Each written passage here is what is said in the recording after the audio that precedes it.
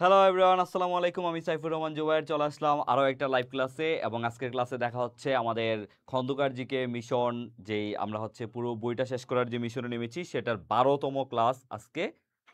তো দেখতে পাচ্ছ তোমরা আজকের ক্লাস নিয়ে কিন্তু আমি হাজির। সো তোমরা কোথায় কে কোথায় আসো দ্রুত জয়েন হয়ে যাও, আর সবাইকে মেনশন করে দাও, ক্লাসটা শেয়ার করে দাও। দেখতে দেখতে আমরা আজকে 12তম ক্লাসে এবং হচ্ছে আমাদের 320 নাম্বার পেজে কিন্তু আমরা চলে আসছি। তোমরা দেখতে পাচ্ছ মাত্র 12টা ক্লাসে 320 নাম্বার পেজে চলে আসছি এবং প্রত্যেকটা ক্লাসে কিন্তু হচ্ছে খুব সুন্দর মতো আমরা হচ্ছে করার ট্রাই করতেছি। হ্যাঁ, তোমরা চলে আসছো সবাই। সবার প্রথম দেখতে পাচ্ছি সাকিব হোসেন, ওয়ালাইকুম আসসালাম ভাইয়া। তানিশা ইবনাত, ওয়ালাইকুম আসসালাম। Sakib Hossain share done, thank you ভাইয়া। নাদিরা খন্দকার সাথী, ওয়ালাইকুম আসসালাম। জুনায়েদ আহমেদ, ওয়ালাইকুম আসসালাম ভাইয়া। ওকে, তো সবাই সবাই একটু ক্লাসটা শেয়ার করে দাও আর হচ্ছে বন্ধুদেরকে মেনশন করে দাও। যেহেতু ক্লাস শুরু হয়ে গেছে, আমরা আগামীকাল 320 পর্যন্ত পড়ছিলাম। সো আজকে এখান থেকে শুরু হবে 320 থেকে, তারপরে হচ্ছে আমরা শেষ করে ফেলবো। ওকে, হ্যাঁ এই তো সবাই চলে আসছে, ক্লাস শেয়ার হচ্ছে। ওকে, হ্যাঁ সবাইকে মেনশন করে দাও। তানিশা ইবনাথ সবাইকে মেনশন করে দিছে। সুহাসিনী, ওয়ালাইকুম আসসালাম ভাইয়া। হ্যাঁ আলহামদুলিল্লাহ আমি ভালো আছি। সাদিয়া জান্নাত, হ্যাঁ বন্ধুদেরকে মেনশন করে দিছে, থ্যাংক ইউ। ওকে, ওয়ালাইকুম আসসালাম নাইম হোসেন মিটুল। ওকে, লামিয়া আক্তার, ওয়ালাইকুম আসসালাম। চলো, দেখতে পাচ্ছ হোসনি দালান, ঠিক আছে। হোসনি দালান এটা অ্যাকচুয়ালি খুব বেশি ইম্পর্টেন্ট না আমাদের জন্য। এটা ঢাকাতে অবস্থিত, এটা শুধু শিয়া সম্প্রদায়ের জন্য একটা গুরুত্বপূর্ণ। সো এটা ওইভাবে গুরুত্বপূর্ণ না। কমনওয়েলথ সমাধি, এইটা একটু আমাদের পড়তে হবে। এটা আসলে কোথায়, কমনওয়েলথ সমাধিটা কোথায়, এটা আমাদের পড়তে হবে। তোমরা যারা কুমিল্লাতে গেছো, তোমরা হচ্ছে দেখে থাকবা যে সেখানে কিন্তু কমনওয়েলথ সমাধি আছে, তাই না? একটা চট্টগ্রামে আর একটা হচ্ছে কুমিল্লাতে। তাহলে এই যে দেখো, দ্বিতীয় বিশ্বযুদ্ধের সাক্ষ্য বহন করে। তাহলে যদি বলা হয় কমনওয়েলথ সমাধি, এটা কোন যুদ্ধের বা কিসের স্মৃতি বহন করে, তাহলে এটা কি হবে? দ্বিতীয় বিশ্বযুদ্ধের সাক্ষ্য বা দ্বিতীয় বিশ্বযুদ্ধের স্মৃতি বহন করে। তারপর হচ্ছে যারা অ্যাকচুয়ালি বার্মায় সংগঠিত যুদ্ধে নিহত কমনওয়েলথ সৈনিকদের সমাধিক্ষেত্র এখানে আছে। মনে রাখবা বাংলাদেশে দুইটা কমনওয়েলথ সমাধিক্ষেত্র আছে, একটা হচ্ছে চট্টগ্রামে আর একটা হচ্ছে কোথায়, কুমিল্লার ময়নামতিতে। একটা হচ্ছে চট্টগ্রাম আর একটা হচ্ছে কুমিল্লার ময়নামতি, দুইটা তোমার হচ্ছে সমাধিক্ষেত্র আছে। কি সমাধি? কমনওয়েলথ সমাধি, ঠিক আছে। শুধু এটা মনে রাখবা, তাহলেই হবে। একটা চট্টগ্রামে আর একটা কুমিল্লায়, ঠিক আছে। ওকে, তারপরে আসে 1 নজরে পুরাকুত্তি। এখানে আমরা কোনগুলা পড়বো? এখানে তো অনেকগুলা দেওয়া আছে, আমরা তো সবগুলা পড়বো না। আমরা কোনগুলা পড়বো? আমরা পড়বো লালবাগ কেল্লা বা দুর্গ, যেটা হচ্ছে ঢাকায় অবস্থিত। তারপর হচ্ছে আমরা পড়বো আহসান মঞ্জিল, এটাও কোথায়? এটাও ঢাকাতে অবস্থিত, ইসলামপুর ঢাকা। তারপরে হচ্ছে মীর জুমলার কামান, ঢাকা গেট। এই যে ঢাকা গেট কার্জন হল, এটা অবশ্যই পড়তে হবে। এটা কোথায়? এটা হচ্ছে ঢাকা বিশ্ববিদ্যালয়, ঠিক আছে। ঢাকা গেট ঢাকা বিশ্ববিদ্যালয়। তারপর আসো সোনাকান্দা দুর্গ, হাজীগঞ্জ। আচ্ছা, পানাম সিটি পানামনগর, এটা আমরা পড়বো। এটা হচ্ছে নারায়ণগঞ্জে, ঠিক আছে। তোমরা সবাই দাগাইতেছো? ওকে, ওয়ালাইকুম আসসালাম ভাই। আপনি যেটা বলেন বেশি ইম্পর্টেন্ট না, বাদ দেন। ওইটা দেখি যেউতে আসছে আগে দেয়ার গুলাতে। আচ্ছা ঠিক আছে, আমি কিন্তু জাহাঙ্গীরনগরের জন্য দেই, বাট এমন না যে আমার বাহিরে আসবে না, আমার কথার বাইরে আসবে না। জাহাঙ্গীরনগরের জন্য স্পেশাল ভাবে তো আমি তোমাদের আলাদা করে পড়াইবো, আমি বলছি জাহাঙ্গীরনগর নিয়ে আমরা আলাদা পড়াবো, কোনো সমস্যা নাই, ঠিক আছে। আপাতত আমরা তোমাদের বেসিকটা ক্লিয়ার করতেছি। তোমরা জানো আমাদের জাহাঙ্গীরনগর জিকে বই আছে, সেটা আলাদা। তো আপাতত আমরা হচ্ছে বেসিকটা ক্লিয়ার করি, তারপরে ইনশাল্লাহ আমরা জাহাঙ্গীরনগর নিয়ে আরো কাজ করব, ঠিক আছে। ওকে, কোনো সমস্যা নাই, আমরা জাহাঙ্গীরনগর নিয়ে কাজ করব। হ্যাঁ সবাইকে মেনশন করে দাও। সাউন্ড ক্লিয়ার নাই, তাই নাকি? আমি একটু নিজেই চেক করি তো। আমার কথার বাইরে আসবে না জাহাঙ্গীরনগরের জন্য। ওকে, সাউন্ড ক্লিয়ার, কি বলে, পুরো ক্রিস্টাল ক্লিয়ার। ওকে, আচ্ছা পেজ, হ্যাঁ এটা পেজ কত ভাইয়া? এটা হচ্ছে 320 নাম্বার পেজের, এখানে দেখো 320 নাম্বার পেজ। সবাই দ্রুত 320 নাম্বার পেজ খুলে ফেলো, ঠিক আছে। 320 দেখো, লালবাগ কেল্লা আমরা পড়বো ঢাকাতে, আহসান মঞ্জিল ঢাকাতে, ঢাকা গেট কার্জন হল ঢাকা বিশ্ববিদ্যালয়ের পরীক্ষায় আসতে পারে। ঢাকা বিশ্ববিদ্যালয়ের নিচের কোনটি আছে? তাহলে এটা কি হবে? ঢাকা গেট কার্জন হল, যেটা কে করছে? মীর জুমলা। ঢাকা গেট কে করছে? মীর জুমলা। আর এই যে মীর জুমলা, এই মীর জুমলার কামান, যেটার নাম হচ্ছে বিবি মরিয়ম কামান। নাম কি জানো? বিবি মরিয়ম কামান। এটা প্রায় 400 বছরের পুরনো। কত বছর? প্রায় 400 বছরের পুরনো কামান। তোমরা যখন ঢাকা বিশ্ববিদ্যালয়ের যে কি বলে দোয়েল চত্বর আছে, দোয়েল চত্বর এখান দিয়ে যখন যাবা তখন দেখবা ঢাকা গেট নতুন করে সংস্কার করা হয়েছে, আর এটা সামনেই দেখবা হচ্ছে বিবি মরিয়ম কামানটা রাখা আছে, একটা সুন্দর কামান, ছোট্ট বাট সুন্দর। ঠিক আছে, তোমরা সেখানে গেলে সেটা দেখতে পাবা। টপিকের নাম কি ভাইয়া? টপিকের নাম হচ্ছে ভাইয়া আমাদের যে প্রাচীন যেই কি বলে আমাদের জিনিসগুলো, যেমন হচ্ছে বিভিন্ন মসজিদ মন্দির। হ্যাঁ, এটা হচ্ছে 320 নাম্বার পেজটা খোলো তাহলেই হবে, পুরাকীর্তি যে জিনিসগুলা। ঠিক আছে, ওকে, 320 নাম্বার পেজটা খোলো তাহলেই হবে। আচ্ছা, আশা করি সবার ডান। তারপরে আসো আমরা কি দেখবো, পানাম সিটি তো আমি বলছি, পানাম সিটি মাস্ট পড়তে হবে। ঠিক আছে, তারপরে পড়বা হচ্ছে ইন্দ্রাকপুর দুর্গ, এটা একটু কম গুরুত্বপূর্ণ, তারপরে দেখে নিবা। তারপরে হচ্ছে এখানে কি দেখবা, রূপবান মুড়া অতটা গুরুত্বপূর্ণ না। তারপরে কোটবাড়ি মুড়া, আচ্ছা, উজিরপুর, আনন্দবিহার দিঘি, এটা আমি আগেও বলছি, এখান থেকে এই কয়টা দেখবা, আনন্দবিহার দিঘি, এটা হচ্ছে ময়নামতি। ঠিক আছে, এগুলো একটু বেশি গুরুত্বপূর্ণ। হ্যাঁ, পুরাণ কীর্তি হচ্ছে টপিক, পুরাণ কীর্তি। সবাই কি ক্লাসটা শেয়ার করছো? আমি দেখতে পাচ্ছি না সবাই এখনো ক্লাসটা শেয়ার করে নাই। সবাই ক্লাসটা শেয়ার করে দাও, সবাই মাত্র 13টা শেয়ার হয়েছে, 100 শেয়ার করতে হবে তো, সবাই দ্রুত শেয়ার করে দাও। ওকে ওকে, দাগানো ডান। ঠিক আছে, তোমরা সবাই দাগায় আমাকে হচ্ছে একটু কমেন্টে ডান লিখবা, তাহলে আমি বুঝতে পারবো যে আমাকে একটু দ্রুত আগাইতে হবে। ঠিক আছে, ওকে। তারপরে এখানে আমরা কি দেখতে পাচ্ছি, স্থান, এই স্থানগুলো কোথায় আরেকটু আমরা দেখে নিই চলো। এগুলা আসে, এগুলা সব বিশ্ববিদ্যালয়ে আসে, ঢাকা বিশ্ববিদ্যালয় বলো, জাহাঙ্গীরনগর বলো, রাজশাহী, চট্টগ্রাম, সব জায়গায় আসে। ঠিক আছে, তারপরে আসো তাজহাট জমিদার বাড়ি, এটা আমি আগেও পড়াইছি, রামসাগর দিঘি, তারপর হচ্ছে সত্যবীরের ভিটা, এটা একটু পড়ে যাবা। তারপর হচ্ছে গোবিন্দর ভিটা, বৈরাগীর ভিটা, এটা একটু দেখবা। তারপর হচ্ছে খোদার পাথর ভিটাটা দেখবা। হ্যাঁ, এগুলো একটু ভালো করে দেখবা, দাগায় ফেলো। রামসাগর দিঘি, তাজহাট সবার আগে দাগায় তারপর ডান লিখো। ওকে, আয়েশা সিদ্দিক মিম সবাইকে মেনশন করে দিছে, ধন্যবাদ তোমাকে। ওকে, তারপরে কিন্তু আমরা হচ্ছে আজকের যেই অর্থনীতির সম্পদ, বাংলাদেশের অর্থনীতি খুবই গুরুত্বপূর্ণ একটা টপিক, সব জায়গায় প্রশ্ন আসে, সেই টপিকটা আমরা একটু পরে পড়াবো, এটা শেষ হইলেই। ডান ওকে, সাদিয়া আফরিন মৌ বলছে ডান, নাবিলা নুসরাত ডান। ওকে, ঠিক আছে, এইভাবে সুন্দর করে বলে ফেলবা, তাহলে আমি কি করব, দ্রুত পড়ায় যাব। তারপর আসো এখান থেকে কি পড়বা, এখান থেকে পড়বা হচ্ছে স্যার প্রফুল্ল শিলাইদহ, ওকে, দিঘাবাতিয়া পরিত্যক্ত, ওকে, চলনবিল, শোলাকিয়া, এই যে শোলাকিয়া ঈদগাহ মাঠ, এটা একটু দেখবা, এটা হচ্ছে কিশোরগঞ্জে, শোলাকিয়া ঈদগাহ মাঠ কিশোরগঞ্জ, এটা একটু দেখবা। জয়নুল আবেদিন সংগ্রহশালা ময়মনসিংহ, এটা দেখতে পারো, জয়নুল আবেদিন সংগ্রহশালা, এটা একটু দেখবা, ময়মনসিংহ। ঠিক আছে, ওকে। প্লেব্যাক স্পিডের অপশন, এটা তো এখন লাইভ ক্লাসে হবে না ভাইয়া, লাইভ ক্লাসে মনে হবে না, ফেসবুকে এটা খুব বেশি হয় না, এটা ওয়েবসাইটে হয়, ইউটিউবে হয়, বাট ফেসবুকে এখন মনে হয় না এটা। ওকে, ঠিক আছে, ওকে, ডান। তারপরে আসো তারপর হচ্ছে সত্যবীরের পিঠা তো আগাইছি আগে, ঘোড়া দিঘি, বৈরাগীর পিঠা, কৌটিল্যমুড়া, ওকে, ধর্মসাগর দিঘি, এখান থেকে আমরা দাগাবো হচ্ছে কৌটিল্যমুড়া,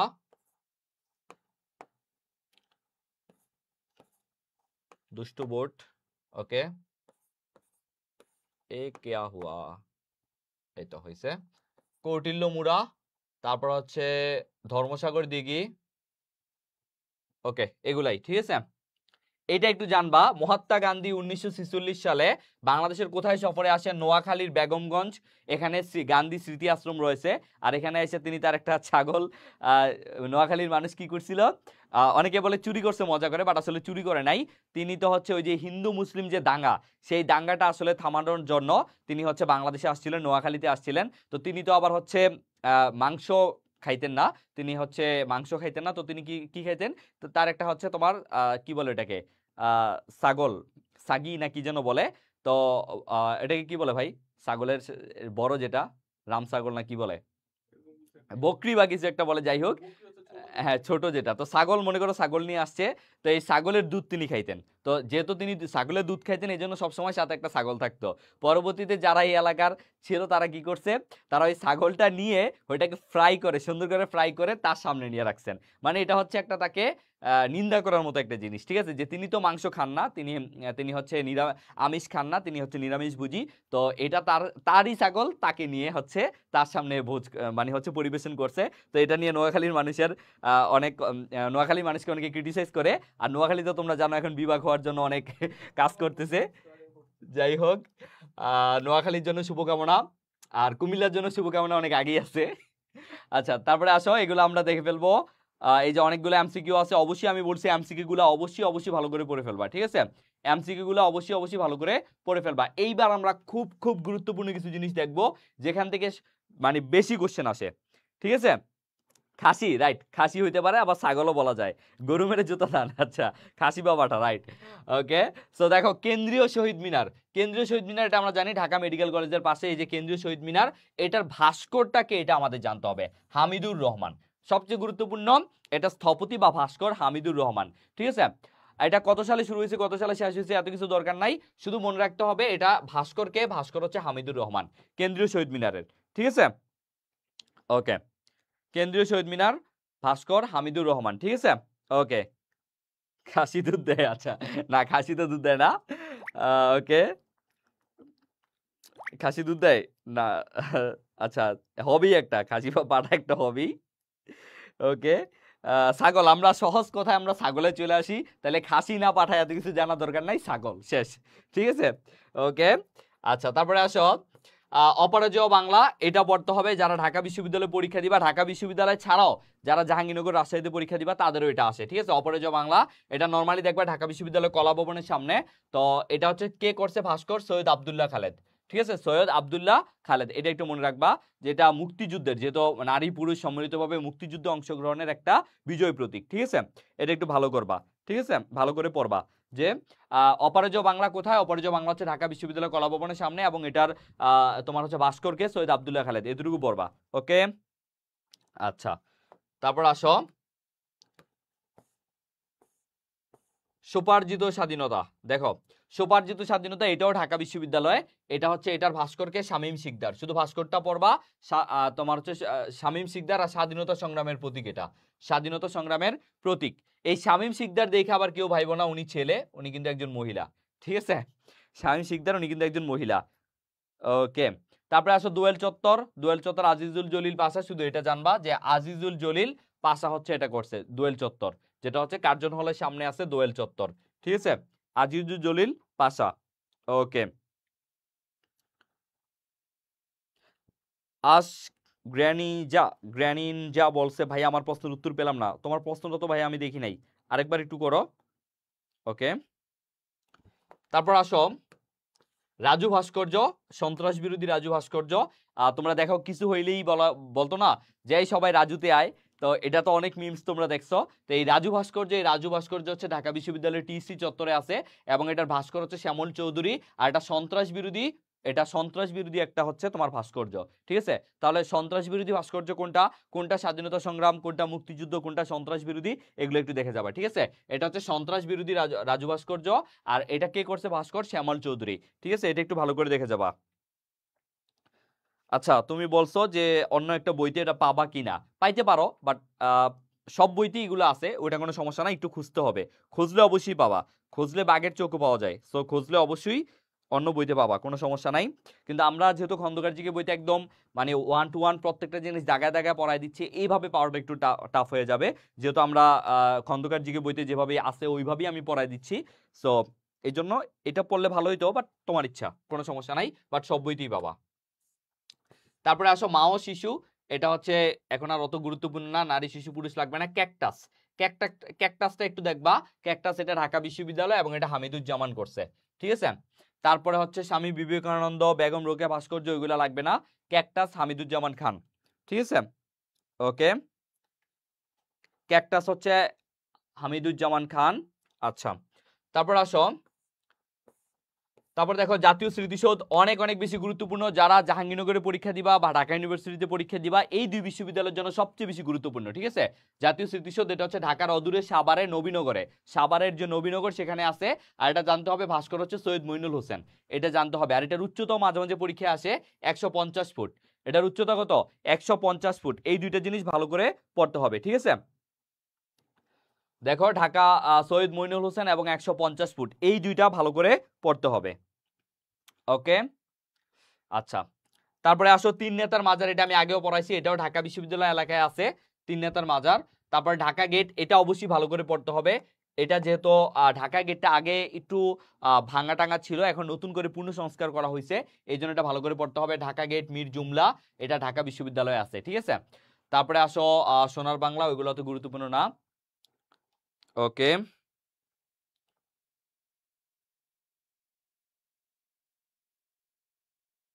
ভাইয়া অনেকবার খুঁজে বেড়াচ্ছি কিন্তু কোথাও পাই নাই। আচ্ছা, এখন আমি তো যে খুঁজে দিতে পারবো না ভাইয়া, সরি। তুমি একটু পরবর্তীতে খুঁজলে পাবা, সমস্যা নাই, ঠিক আছে। আছে, এগুলো আছে, হয়তো কোনো না কোনো জায়গায় আছে, তুমি খুঁজে পাচ্ছ না। এবার আসো যারা জাহাঙ্গীরনগরে পরীক্ষা দিবা, দেখো সংসপ্তক, দেখো সংসপ্তক কোথায়? জাহাঙ্গীরনগর বিশ্ববিদ্যালয়, অনেকবার পরীক্ষায় আসছে।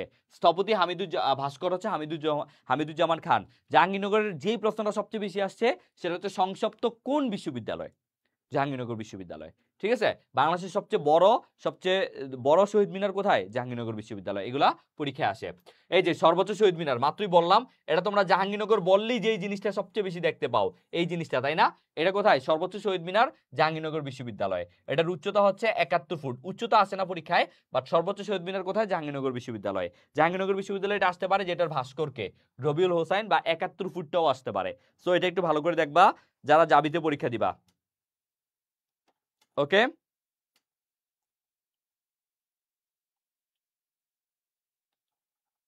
ওকে।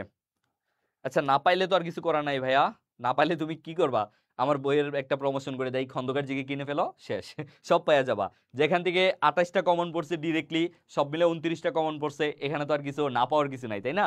সো চাইলে এটা কিনে ফেলতে পারো। ওকে, তারপরে আসো শহীদ বুদ্ধিজীবী স্মৃতিসৌধ, দেখতে পাচ্ছ শহীদ বুদ্ধিজীবী স্মৃতিসৌধ, এটা হচ্ছে ঢাকার মিরপুরে। ঢাকার কোথায়? ঢাকার মিরপুরে শহীদ বুদ্ধিজীবী দিবস।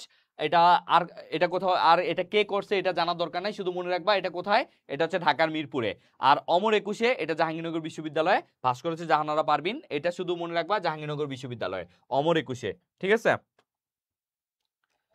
ওকে, ওকে ভাইয়া, এটা এমন কেন শহীদ মিনার? ভাই, শহীদ মিনার বললেই যে সবগুলা এরকম শহীদ মিনার হবে এটা তো এমন না। একটা শোধ, এটা একটা শোধ জাস্ট। এটা একটা স্মৃতি রক্ষার্থে যে কোনোই হইতে পারে। তোমরা এখন দেখো না, 24-এর জুলাই যে জুলাই অভ্যুত্থান নিয়ে যে একটা স্মৃতির মিনার আছে, দেখছো না? এটা এবার পরীক্ষা আসতে পারে। তো এটা দেখবার প্রত্যেক, হ্যাঁ, 47 কোটি টাকা ব্যয় সকল জেলায় জেলায় করতেছে। সো এটা নিয়ে আমি তোমাদের বিস্তারিত একদিন পড়াবো, ঠিক আছে। সো শহীদ মিনার যে টাইপেরই হইতে পারে, সেটা স্মৃতি বহন করবে। এটা এটা নির্দিষ্ট কোনো, এটা ইয়ে থাকতে হবে না, এটা নির্দিষ্ট কোনো হচ্ছে তোমার কি বলে আকার হইতে হবে এমন কোনো কথা নাই, ঠিক আছে। ওকে, তারপরে আসো শাপলা চত্বর। শাপলা চত্বর পড়তে পারো। শাপলা চত্বর আজিজুল জলিল পাশা করছে। শাপলা চত্বর কে করছে? আজিজুল জলিল পাশা করছে, একটু কম গুরুত্বপূর্ণ। সংগ্রাম, সংগ্রাম জয়নাল আবেদিন, এটা অনেক বেশি পরীক্ষায় আসছে, অনেক অনেক বেশি। জাস্ট বিসিএস থেকে শুরু কইরা নরমালি তোমার হচ্ছে একটা সাধারণ পরীক্ষা তো এটা আসে যে সংগ্রাম এটা কার চিত্রকর্ম? সংগ্রাম হচ্ছে জয়নুল আবেদিনের একটা চিত্রকর্ম, ঠিক আছে। আর সেটা হচ্ছে কোথায়? ভাস্কর্যটা কোথায় আছে? সোনারগাঁও, নারায়ণগঞ্জে আছে। যেহেতু তোমরা জানো তোমার হচ্ছে সোনারগাঁওতে হচ্ছে শিল্পকলা একটা ইয়ে আছে, কি বলে একটা জাদুঘর আছে, তো এই জন্য হচ্ছে সোনারগাঁও নারায়ণগঞ্জে। ওকে, সংগ্রাম এটা একটা চিত্রকর্ম এবং হচ্ছে ভাস্কর জয়নুল আবেদিনের।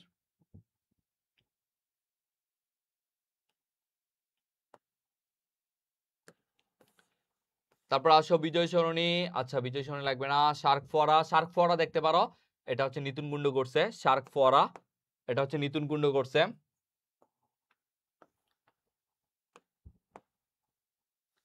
শার্ক ফোয়ারা, নিতুন কুণ্ড। মোদের গরব, এটা বাংলা একাডেমিতে, এটা আসে পরীক্ষা আসে। মোদের গরব বাংলা একাডেমিতে, অখিল পাল। নিচের কোনটি বাংলা একাডেমিতে? যারা ঢাকা বিশ্ববিদ্যালয়ে পরীক্ষা দিবা তোমরা জানো ঢাকা বিশ্ববিদ্যালয়ের এরিয়ার মধ্যে কিন্তু বাংলা একাডেমি, এজন্য বাংলা একাডেমি থেকে একটা প্রশ্ন মাঝে মাঝেই থাকে, বাংলা একাডেমি কবে চালু হয়েছে, বাংলা একাডেমি থেকে হচ্ছে কত সালে বই মানে বাংলা একাডেমি কত সালে বই মেলা শুরু করে, এই ধরনের প্রশ্নগুলো আছে। আমরা একটু পরে এগুলো পাবো, সেগুলো আমরা পড়াবো, ঠিক আছে। সো মনে রাখবা বাংলা একাডেমিতে একটা ভাস্কর্য আছে মোদের গরব, এবং এটা করছে হচ্ছে অখিল পাল, ঠিক আছে, অখিল পাল, এটা একটু পড়বা। ওকে,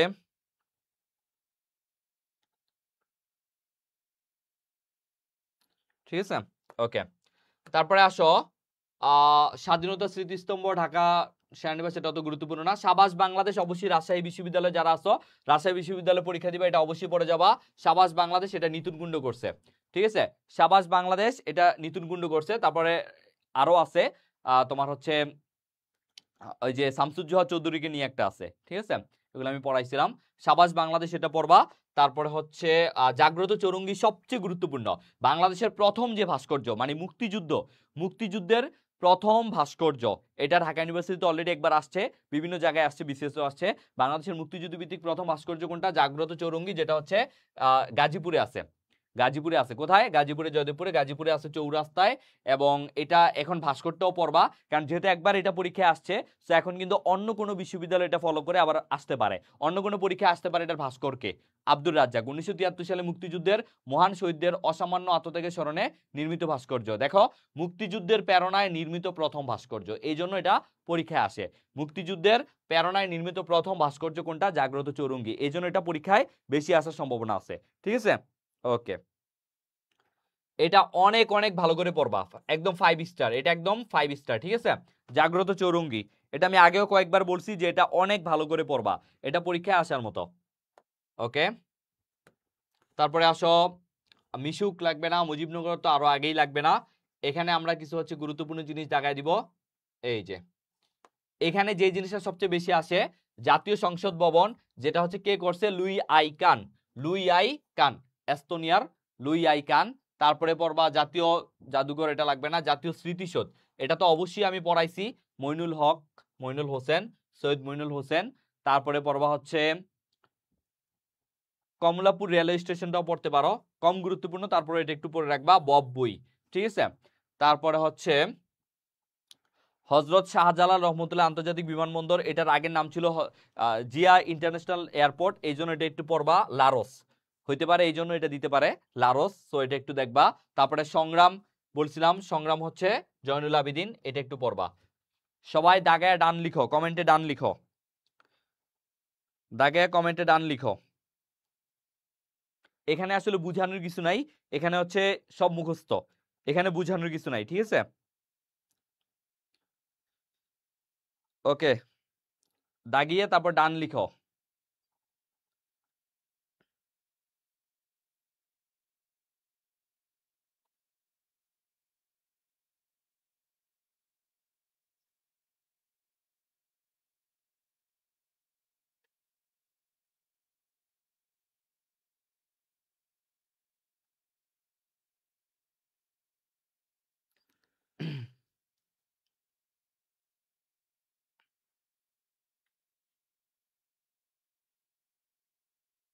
ওকে, ডান, আচ্ছা ঠিক আছে। তারপরে আসো,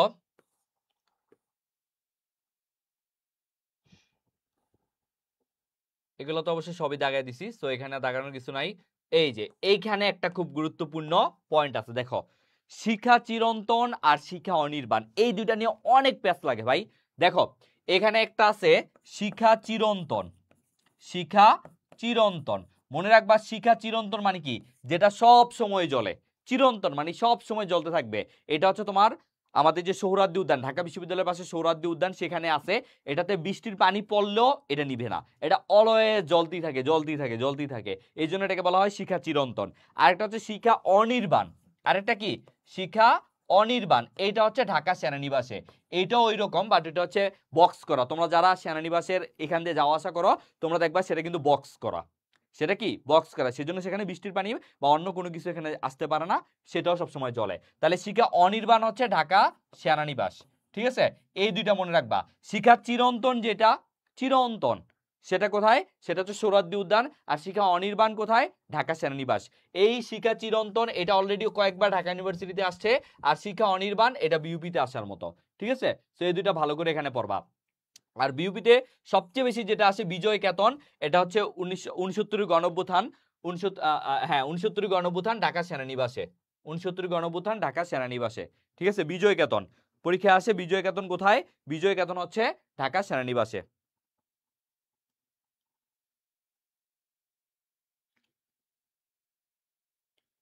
শশী, শশী কে? শশী কি প্রশ্ন করছে আমি দেখি নাই শশীর প্রশ্ন।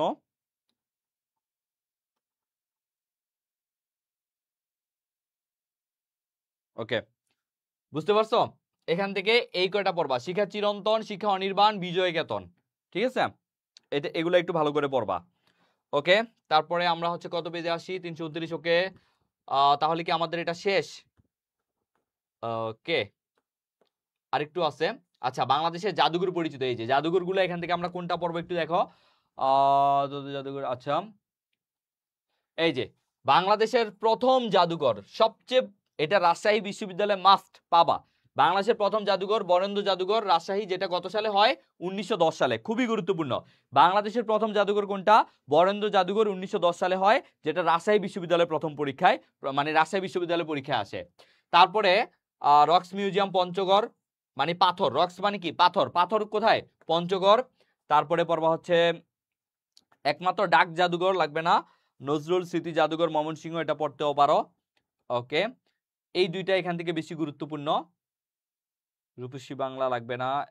রূপসী বাংলা এটা একটু পড়তে পারো। রূপসী বাংলা এটা সোনারগাঁও জাদুঘর এলাকা, এটা একটু পড়তে পারো। ঠিক আছে, এই তিনটা একটু দাগাও ভালো করে। দাগাইছো? ওকে, তারপর আসো এই যে লোকশিল্প জাদুঘর, দেখো এইটা অনেক বেশি গুরুত্বপূর্ণ, লোকশিল্প জাদুঘর। ঠিক আছে, লোকশিল্প জাদুঘর কোথায়? জয়নাল লোক ও কারুশিল্প, এটা হচ্ছে নারায়ণগঞ্জের সোনারগাঁয়ে। লোকশিল্প জাদুঘর অনেক অনেক বেশি ভালো করে পড়বা এটা, লোকশিল্প জাদুঘর।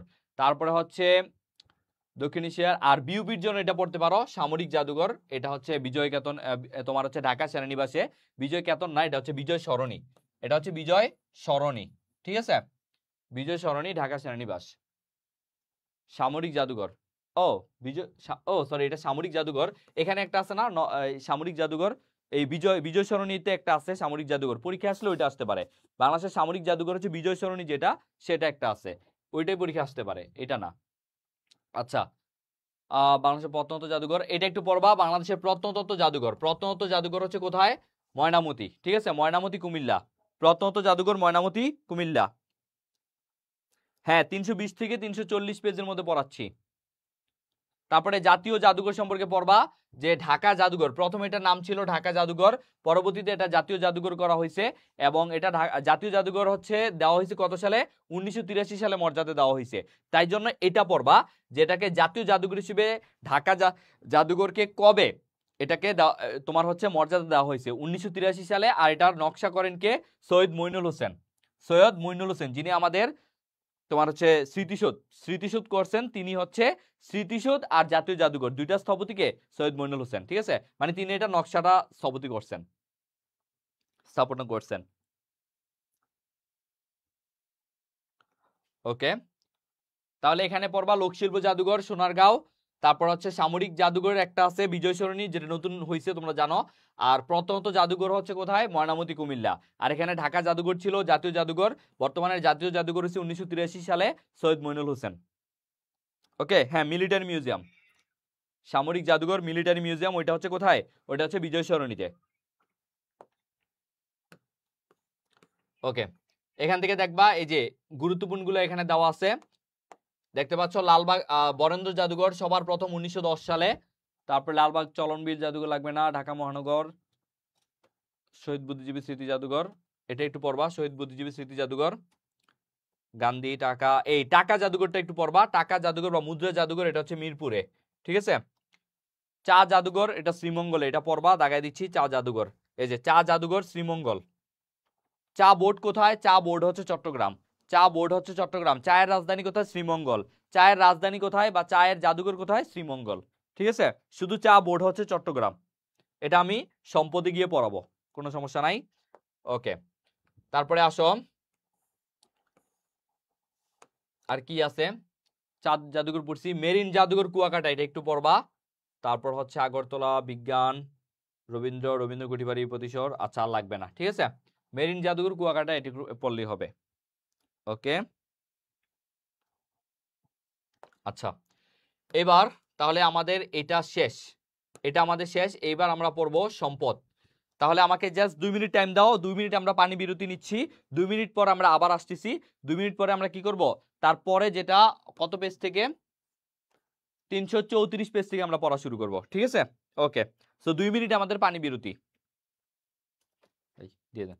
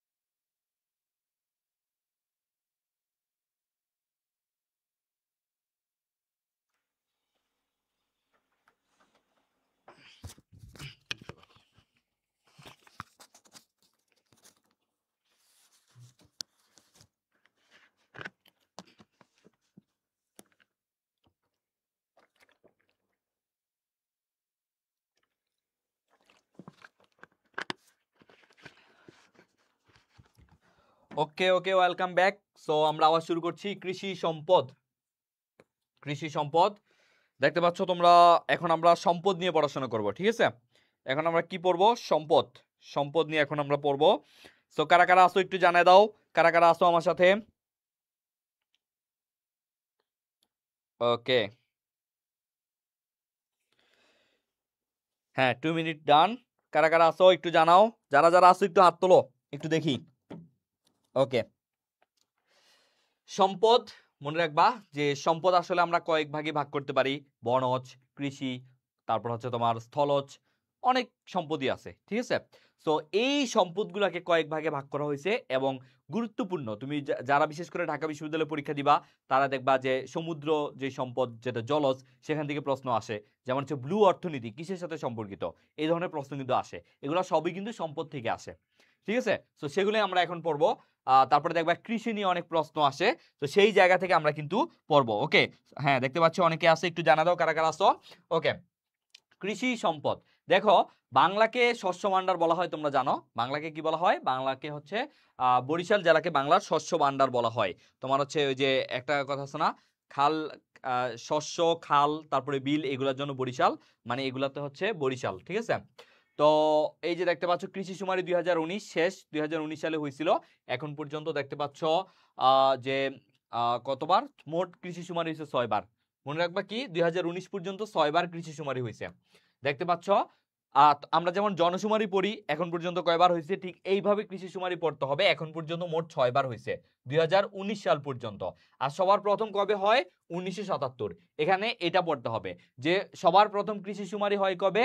1977 সালে। আর সবার প্রথম আদমশুমারি হয় কবে? 1974 সালে, ঠিক আছে?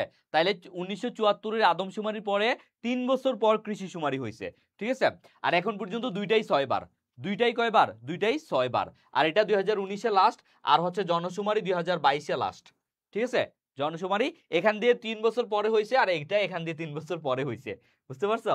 ওকে, কৃষি শুমারি প্রতি 10 বছর পর পর হয়, লাইক আদমশুমারি, এটাও 10 বছর পরে পরে হয়। আর কৃষি শুমারি এটা কারা করে? সহায়তা করে food and agriculture organization. Food and agriculture organization, যেটা রোমে, এটার হচ্ছে তোমার সদর দপ্তর। যেটাতে হচ্ছে তোমার কে গেছে? এই যে ইউনুস, ডক্টর ইউনুস কিন্তু আজকেই গেছে এটাতে, এটা সম্মেলনে যোগ দেওয়ার জন্য। দেখছো না তোমরা, এটা সম্মেলনে যোগ দেওয়ার জন্য গেছে। সো এটা কিন্তু গুরুত্বপূর্ণ। অন্তর্ভুক্ত বিষয়সমূহ শস্য, মৎস্য, প্রাণী সম্পদ। সো এখান থেকে আমরা সবকিছু পড়বো না, গুরুত্বপূর্ণ জিনিসগুলো পড়বো। এই যে এই পর্যন্ত 6টা কৃষি শুমারি হয়েছে কত সালে? মোট 6টা হয়েছে। সবার প্রথম 1977 দেওয়া আছে, এই যে স্বাধীন বাংলাদেশে, আর কি স্বাধীন বাংলাদেশে এটাই আসবে 1977 সালে। আর প্রথমে 1960 সালে হয়েছে, বাট স্বাধীন বাংলাদেশ থেকে যেটা সেটা ধরা হবে। ওকে, স্বাধীন বাংলাদেশে 5টা, আর টোটাল হচ্ছে 6টা। আসো পাট। পাট তোমরা জানো বাংলাদেশের প্রধান অর্থকরী ফসল। এখন অর্থকরী ফসল কোনগুলা? যেই ফসলগুলো আসলে শুধু নিজের ভোগের জন্য উৎপাদন করা হয় না, যেগুলো আসলে তোমার বিক্রি করে নিজের সংসার চালানো বা নিজের জীবিকা চালানোর জন্য যে ফসলগুলো উৎপাদন করা হয়, সেগুলা কি বলা হয়? তোমার অর্থকরী ফসল, বাণিজ্যিক ফসল বা অর্থকরী ফসল, ঠিক আছে? সো মনে রাখবা বাংলাদেশের প্রধান অর্থকরী ফসল কোনটা? পাট। এবং দেশের দ্বিতীয় প্রধান রপ্তানি পণ্য কিন্তু পাট, ঠিক আছে? ভারতকে টপকে বিশ্বের শীর্ষ পাট উৎপাদনকারী এখন হচ্ছে তোমার বাংলাদেশ। বাংলাদেশ কিন্তু উৎপাদনে দ্বিতীয়। মনে রাখবা পাট উৎপাদনে বাংলাদেশ দ্বিতীয়, আর প্রথম হচ্ছে ভারত। কিন্তু রপ্তানিতে, যেহেতু আমরা উৎপাদন আমরা কম করি, ঠিক আছে, বাট রপ্তানিতে আমরা আবার প্রথম, বুঝতে পারছো? উৎপাদনে আমরা দ্বিতীয়, বাট রপ্তানিতে আমরা প্রথম। আর এটা মনে রাখবা সোনালী আঁশ বলা হয় কাকে? পাটকে। সোনালী আঁশ বলা হয় পাটকে, এটা একদম বাচ্চাকাল থেকে আমরা জানি সোনালী আঁশ বলা হয় পাটকে, ঠিক আছে? তারপরে বাংলাদেশে পাট বলা হয় লাগবে না। পাট সবচেয়ে বেশি ফরিদপুর জেলায় হয়, এটা আমাদেরকে জানতে হবে। পাট সবচেয়ে বেশি কোন জেলা উৎপন্ন হয়? ফরিদপুর জেলা উৎপন্ন হয়।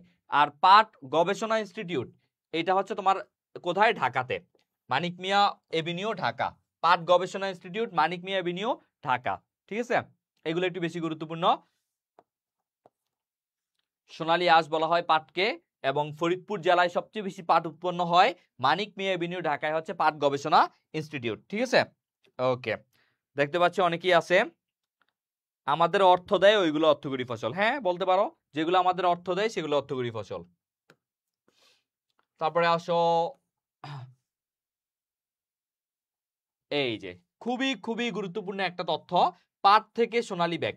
পাট থেকে সোনালী ব্যাগ এই জিনিসটা আবিষ্কার কে করছে? ডক্টর মোবারক খান। মানে পাটের যে জিন তত্ত্ব এটা আবিষ্কার করছে ডক্টর মোবারক আহমেদ খান, এই জন্য এটা পরীক্ষায় বেশি আসে। ডক্টর মোবারক আহমেদ খান, খুব ভালো করে এটা পড়বা। পাট থেকে সোনালী ব্যাগ আবিষ্কার করেন doctor Mobarak Ahmed Khan. Okay okay Sakib Hossain, thank you. আচ্ছা, তারপরে আমরা দেখতে পাচ্ছি জোটন, এই জিনিসটা পরীক্ষায় প্রায়ই আসে। জোটন,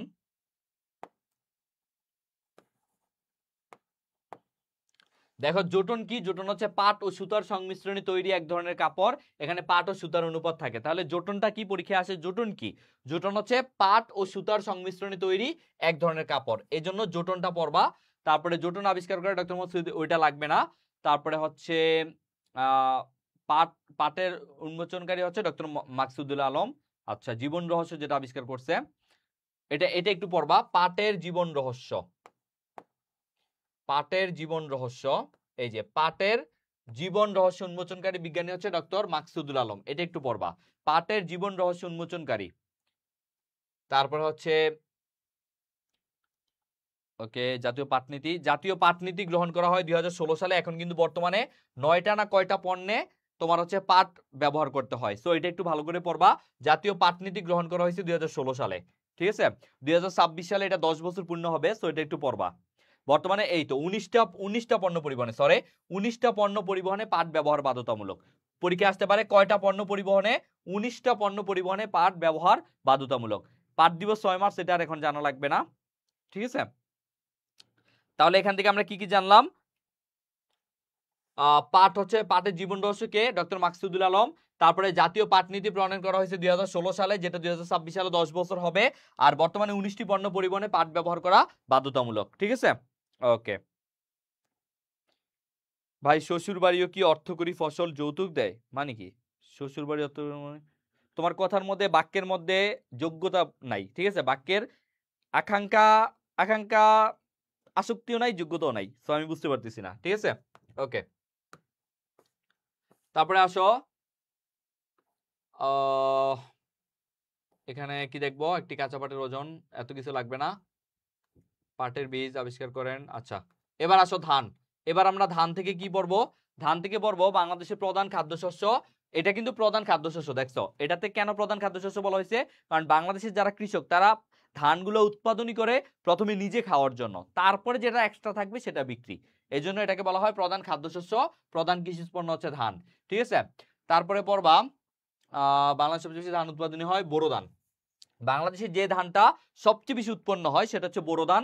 আর বাংলাদেশে ধান গবেষণা কেন্দ্র তোমরা জানো গাজীপুরে, বাট এটা যে ইন্টারন্যাশনাল, যেটা হচ্ছে ইন্টারন্যাশনাল, এটা হচ্ছে এই যে ইন্টারন্যাশনাল রাইস রিসার্চ ইনস্টিটিউট, ইরি, এটা কোথায়? এটা হচ্ছে ম্যানিলা, ফিলিপাইন। অনেকবার পরীক্ষা আসছে, এই বছর বিসিএসসি আসছে মনে হয়, বিসিএসসি এই বছরই আসছে খুব সম্ভবত।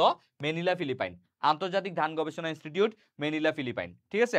খুবই গুরুত্বপূর্ণ একটা তথ্য।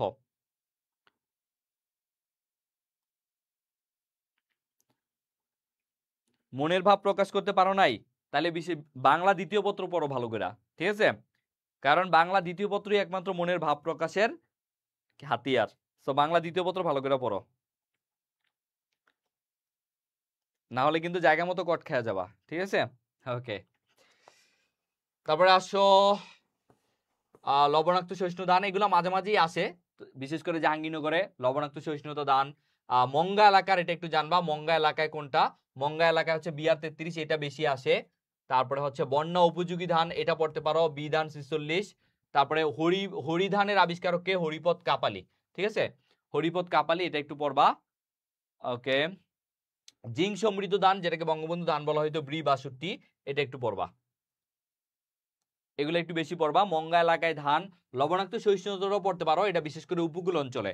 লবণাক্ত সহিষ্ণুতা এটা যেহেতু 3টা, এটা একটু কম গুরুত্বপূর্ণ, বাট এই যে মঙ্গা এলাকায়, তারপরে বন্যা উপযোগী, এগুলো একটু বেশি আসে। মঙ্গা মানে তো বুঝো খরা এলাকায়, ঠিক আছে। তো এটা হচ্ছে বিআর 33, আর বন্যা উপযোগী হচ্ছে বিধান 46। হরিধানের আবিষ্কার হচ্ছে হরিপদ কাপালি, খুব সম্ভবত ঝিনাইদহের একজন ব্যক্তি, একজন কৃষক, তিনি প্রথম এটা আবিষ্কার করছে। আর পৃথিবীর প্রথম জিঙ্ক সমৃদ্ধ ধান হচ্ছে ব্রি 62, ব্রি 62। এটার উদ্ভাবক হচ্ছে বাংলাদেশ ধান গবেষণা ইনস্টিটিউট। ভাই এরপর কি জাহাঙ্গীরনগর জিকে কমপ্লিট করাবেন? যদি আল্লাহ বাঁচায় রাখে ইনশাল্লাহ ট্রাই করব, ঠিক আছে? ওকে।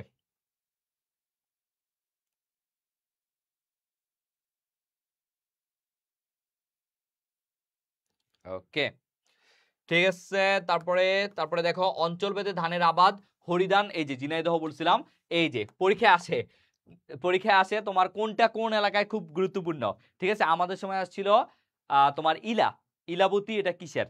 হ্যাঁ, এটা এটা কিসের জাত? এটা একটা আমের জাত। এই ধরনের প্রশ্ন আসে পরীক্ষায়, ঠিক আছে? যেমন আসতে পারে বালাম, বালাম এটা কিসের নাম? বালাম এটা হচ্ছে, এটা কোন জায়গায়, এটা এটা প্রথমে জানতে হবে এটা একটা ধান। তারপরে বলবে কাটারিবক, এটা কিসের? কাটারিবক এটা একটা ধানের নাম, কেউ আবার ভাই বোনা এটা আমের নাম। তারপরে কালিজিরা, কালিজিরা অনেকে মনে করে কালিজিরা, বাট এটা অ্যাকচুয়ালি একটা ধানের জাতের নাম, ঠিক আছে? তাহলে হরিদান এটা ঝিনাইদহ পড়বা, বালাম বরিশাল ও পটুয়াখালী, এটা কাটারিবকটা খুব ভালো করে পড়বা, এটা দিনাজপুরে, ঠিক আছে? বাকিগুলো কম গুরুত্বপূর্ণ, বাট এই তিনটা বেশি গুরুত্বপূর্ণ, হরিদান, বালাম আর কাটারিবক, ঠিক আছে?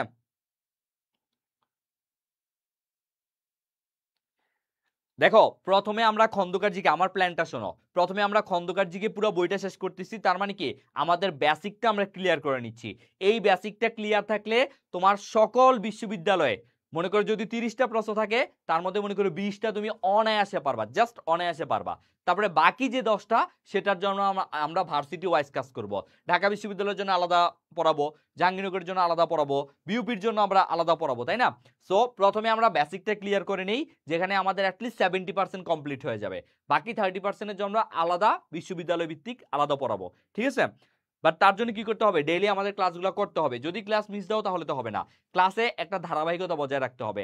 আমি এই জন্য সবসময় বলি যে তুমি ওই যে এমন স্টুডেন্ট থাকে না, আমরা নিজেরাই যেমন খালি রুটিন বানাই, প্রত্যেক দিন একটা করে নতুন রুটিন বানাই, আর বলি আগামীকাল থেকে পড়বো, আগামীকাল থেকে পড়বো। এই আগামীকাল আর জীবনও আসে না আমাদের লাইফে, ঠিক আছে? আর প্রত্যেকদিন আমরা নতুন করে একটা সপ্তাহে একটা নতুন করে রুটিন বানাই, বাট পড়াশোনার হয় না। এটা কেন? কারণ আমরা প্রেশার নিই অনেক বেশি। আমরা মনে করি আজকে 14 ঘন্টা পড়বো, এই 14 ঘন্টা পড়ার পরে তার পরের দিন আমরা একদম নেতিয়ে যাই, আমাদের আর পড়াশোনার মোটিভেশন থাকে না। এত উত্তেজিত হওয়া যাবে না, ঠিক আছে? তোমার ভাই পড়াশোনা করতে তোমার 15 ঘন্টা 16 ঘন্টা জীবনও পড়া লাগবে না। আমি নিজেও জীবনে 15-16 ঘন্টা 14 ঘন্টা জীবনও পড়ি নাই। আমি ডেইলি 8 ঘন্টা পড়ছি, বাট এই 8 ঘন্টা আমি ধারাবাহিকভাবে পড়ছি। আমি প্রতিদিন 8 ঘন্টা করে পড়ছি। তুমি আজকে 14 ঘন্টা পড়লা, তারপর দিন তুমি পড়লাই না, তাহলে কি লাভ? এইভাবে পড়াশোনার কোনো দরকার নাই। তুমি জাস্ট তোমার মাইন্ডকে এভাবে তুমি হচ্ছে বুঝাও যে আমি প্রতিদিন অন্তত 8 ঘন্টা পড়বো। ভাই তুমি যদি বাংলায় 2 ঘন্টা টাইম দাও, ইংলিশে 3 ঘন্টা টাইম দাও, জিকেতে 3 ঘন্টা টাইম দাও, কয় ঘন্টা হয়? 2 2 4 আর হচ্ছে 7 ঘন্টা, তা আরো তো 1 ঘন্টা আছে, ওইটা তুমি মেমোরাইজিং এ দাও। তাহলে এত প্যারা নেওয়ার কি আছে ভাই? তুমি জাস্ট ডেইলি 8 ঘন্টা টাইম দাও, ধীরে ধীরে দেখবা তোমার তোমার তোমার মধ্যে যখন ধারাবাহিকতা চলে আসবে, একটা ডিসিপ্লিন চলে আসবে। মোটিভেশন আসলে বেশি দিন থাকে না, মোটিভেশন হচ্ছে সাময়িক উত্তেজনা। সো মোটিভেশন দিয়ে দরকার নাই, তোমার দরকার কি? তোমার দরকার লাইফের ডিসিপ্লিন। লাইফে হচ্ছে ডিসিপ্লিন দরকার। তুমি ডেইলি যেই কাজটা করবা সেটা ধারাবাহিকতা বজায় রাখবা। অ্যাটলিস্ট 8 ঘন্টাই পড়ো। 8 ঘন্টা যদি তুমি প্রত্যেক দিন পড়তে পারো, জাস্ট একটা মাস পরে, এক মাসও না, জাস্ট 15 দিন পরে তুমি তোমার নিজের মধ্যে যে চেঞ্জটা দেখতে পারবা, সেটাই অনেক কিছু। এই যে দেখো আমরা প্রথম শুরু করছি 13, আজকে কয় তারিখ? আজকে হচ্ছে 13 তারিখ। আমরা 13 দিন আগে শুরু করছি, দেখতে দেখতে আমরা 13 দিনে 330 পেজে চলে আসছি। তাই এটা ধারাবাহিকতা না? যারা প্রত্যেকদিন, আচ্ছা আমাকে একটু জানাও তো যে ভাইয়া তোমরা আমার সাথে প্রতিদিন ক্লাস কে করছো, একটা ক্লাসও মিস দাও নাই, এমন কে কে আছো আমাকে একটু জানাও তো। তোমরা জাস্ট এটাও আমাকে সাথে সাথে জানাও যে তোমরা এই 13 দিন আগে তোমাদের জানার কতটুকু নলেজ ছিল জিকে সম্পর্কে, আর এখন কতটুকু, এটা জাস্ট একটু আমাকে জানাও। এই খন্দকার জিকে পেজ থেকে তুমি আসলে কতটুকু পাইছো, জাস্ট একদম অনেস্টলি বলবা। আমাকে তোষামত করার কোনো দরকার নাই, বা মানে নেগেটিভ কিছু বলার দরকার নাই, জাস্ট যেটা রিয়াল সেটাই আমাকে বলো, যে এই 13 দিনই তুমি আসলে খন্দকার জিকে থেকে কতটুকু পাইছো, তোমার জানার নলেজ আগে কতটুকু ছিল আর এখন কতটুকু আছে, জাস্ট এতটুকুই আমাকে জানাও। যে প্রত্যেকটা ক্লাস আমাদের সাথে কে কে করছো। ফাতেমা ইসলাম ইভা বলছে ভাইয়া আপনাদের মতো কেউ এত ফ্রিতে যত্ন করে পড়ায় না, পড়াবে না, আর আপনার ক্লাসের মতো ক্লাস কোথাও পাবো না, আর আপনাকে পেয়ে আমরা অনেক খুশি আলহামদুলিল্লাহ, এইভাবে আমাদের পাশে থেকে ক্লাসগুলো নিবেন। আসলে ফাতেমা ইসলাম ইভা আপু, আমরা কিন্তু আমাদের দিক থেকে সর্বোচ্চ চেষ্টা করতেছি। দেখো আমরা আজকে 5-6 বছর যাবত বিশ্ববিদ্যালয়ে এডমিশন শিক্ষার্থীদের পড়াই। দেখো আমরা যেভাবে খন্দকার জিকে পেজ থেকে ফ্রিতে একদম বিনামূল্যে যেভাবে প্রত্যেক দিন ক্লাস নিচ্ছি, এই ধারাবাহিকতাটা যদি তুমি বজায় রাখো, বিশ্বাস করো তোমার কোনো কোর্সেই এনরোল করা দরকার নাই। তুমি ওই কোর্সে এনরোল করলে তোমাকে এত ডিটেলসেও পড়াবে না, জাস্ট কি করবে গুরুত্বপূর্ণ জিনিসগুলো দেখায় ছেড়ে দিবে। বাট আমরা দেখো শুধু বই কিনছো তোমরা, আর কি কিছু কিনতে হয়েছে আমাদের কাছে? 10 টাকা দিয়ে এক্সাম ব্যাচ, শুধু 30টা ক্লাসই না, 30টা ক্লাসের পাশাপাশি 30টা এক্সামও পাচ্ছ। তাহলে বুঝো খন্দকার জিকে থেকে তোমরা কি কি পাচ্ছ। এই সুবিধা শুধু নিজে পেলেই হবে না, আশেপাশের বন্ধু বান্ধবী প্রিয়তমা সবাইকে জানাইতে হবে, ঠিক আছে? ভালো জিনিস সবসময় ছড়াই দিতে হয়, ভালো জিনিস নিয়ে কিপটিমি করবা না, ঠিক আছে? এই যে দেখো অনেকে আছে হিউজ ভাইয়া হিউজ, তার মানে চিন্তা করতে পারছো যে অনেকেই আছে যারা আমাদের সাথে কিন্তু ডেইলি ক্লাস করে অনেক মানে হচ্ছে ইমপ্রুভমেন্ট হয়েছে। ওকে, সো এটা আমাদের দেখতে ভালো লাগে, আমাদের কোনো লাভ নাই, তোমরা চান্স পাইলেও আমাদের কোনো লাভ নাই, তোমরা চান্স না পাইলেও আমাদের কোনো লস নাই, জাস্ট আমরা আমাদের ভালো কাজগুলো কন্টিনিউ করতেছি। তোমরা খন্দকার জিকে কে যে ভরসা রেখে তোমরা খন্দকার জিকে বইটা কিনছো, এটাই আমাদের জন্য অনেক, ঠিক আছে? ওকে, আমরা জাস্ট আমাদের তো আমাদের প্রতি তোমাদের যে বিশ্বস্ততার জায়গাটা ছিল সেটা আমরা মানে 100% দেওয়ার চেষ্টা করতেছি, এটাই আর কিছু না। ওকে, তারপর আসো গম। গমে আমরা কি পড়বো? বাংলাদেশের অন্যতম একটা রবি শস্য। শুধু এখান থেকে আমরা পড়বো ভাইয়া বাংলাদেশের রুটির ঝুড়ি বলা হয় কোনটাকে? ঠাকুরগাঁও জেলাকে। ঠাকুরগাঁও অপশনে না থাকলে আমরা কি দিব? নওগাঁ। ঠাকুরগাঁও অপশনে না থাকলে কি দিব? নওগাঁ। আর বিশ্বের রুটির ঝুড়ি কোনটা বলা হয়? বলো তো কোন দেশকে বলা হয়? কোন দেশ আর কোন অঞ্চল একটু বলো আমাকে। বিশ্বের রুটির ঝুড়ি পরীক্ষা অনেকবার আসছে, যেহেতু ওই দেশটাতে বর্তমানে যুদ্ধ চলতেছে এই জন্য বিশ্বের রুটির ঝুড়ি বা ইউরোপের বলা যায়, ইউরোপে সবচেয়ে বেশি হয় ওইটা, এবং অঞ্চল আবার বলা হয়, তো সেটা তোমরা আমাকে কমেন্টে জানাও। তাহলে বাংলাদেশের রুটির ঝুড়ি কোথায়? ঠাকুরগাঁও। ঠাকুরগাঁও অপশনে না থাকলে নওগাঁ।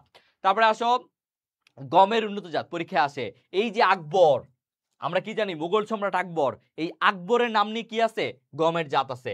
তারপরে দেখো বরকত, একজন কি ভাষা আন্দোলন ভাষা একজন সৈনিক, তিনি কিন্তু ভাষা শহীদ, তার নামে কি আছে? দেখো গম আছে। সোনালিকা, জোপাটিকা, হানিয়া, হানিয়া আমিন না কিন্তু আবার শুধু হানিয়া, ঠিক আছে? মনে রাখতে পারো। ও ইনিয়া, ও আচ্ছা আমি দেখতেছি হানিয়া। আচ্ছা যাই হোক, দোয়েল, দেখো একবার এটা পরীক্ষায় আসছে যে দোয়েল পাখির নাম ছাড়াও আর কিসের জাত, কিসের নাম? এটা গম, পরীক্ষা কিন্তু আসছে, বিসিএস আসছে, ঢাকা ইউনিভার্সিটিতে আসছে। তারপরে বলাকা, বলাকাও কিন্তু একটা পাখি। তাহলে দেখো দুইটা পাখির নাম আছে, দোয়েল, বলাকা। এটা ইনিয়া না হইয়া হানিয়া হইলে আরো খুশি হইতাম। যাই হোক, তারপরে আকবর, তারপরে সোনালিকা, বরকত, এগুলা জাস্ট এক নজর দেখবা, বিশেষ করে দোয়েলটা ভালো করে পড়বা, ঠিক আছে? ওকে, ইউক্রেন রাইট, এটা হচ্ছে ইউক্রেনকে রুটির ঝুড়ি বলা হয়। আর অঞ্চল বললে প্রেরি অঞ্চলে বেশি মানে হচ্ছে গম উৎপন্ন হয়, ঠিক আছে? যুক্তরাষ্ট্র না, ইউক্রেন। হানিয়া মির্জা মনে রাখবা? আচ্ছা ঠিক আছে, মনে রাখো, মনে রাখা দিয়েছে কথা, কি দিয়ে মনে রাখবা সেটা দরকার নাই, মনে রাখা দিয়েছে কথা। ওকে, তারপরে আসো ভুট্টা সম্পর্কে আমাদের জাস্ট পড়তে হবে। ভুট্টা, দেখো ভুট্টা রাজশাহী, রংপুর সব জায়গায় হয়। শুভ্র, এই বর্ণালী, শুভ্র, এই দুইটা মনে রাখবা যে এটা হচ্ছে ভুট্টার জাত। তারপরে হচ্ছে বাংলাদেশ ভুট্টা গবেষণা ইনস্টিটিউট কোথায়? দিনাজপুরে, এটা মনে রাখবা, দিনাজপুরে ভুট্টা গবেষণা ইনস্টিটিউট, ঠিক আছে? ওকে,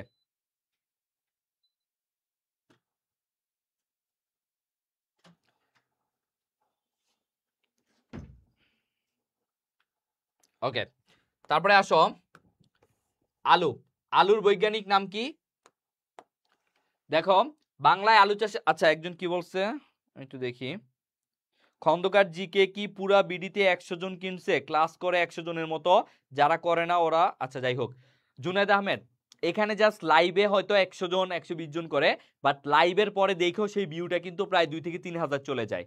ওইটা কারা করতেছে? ওইটা হচ্ছে ওই যারা অনেকে রেকর্ড ক্লাস হিসেবে করে নিচ্ছে। সবাই মনে করো রাতে তো এক সময় সবাই নাই থাকতে পারে, তাই না?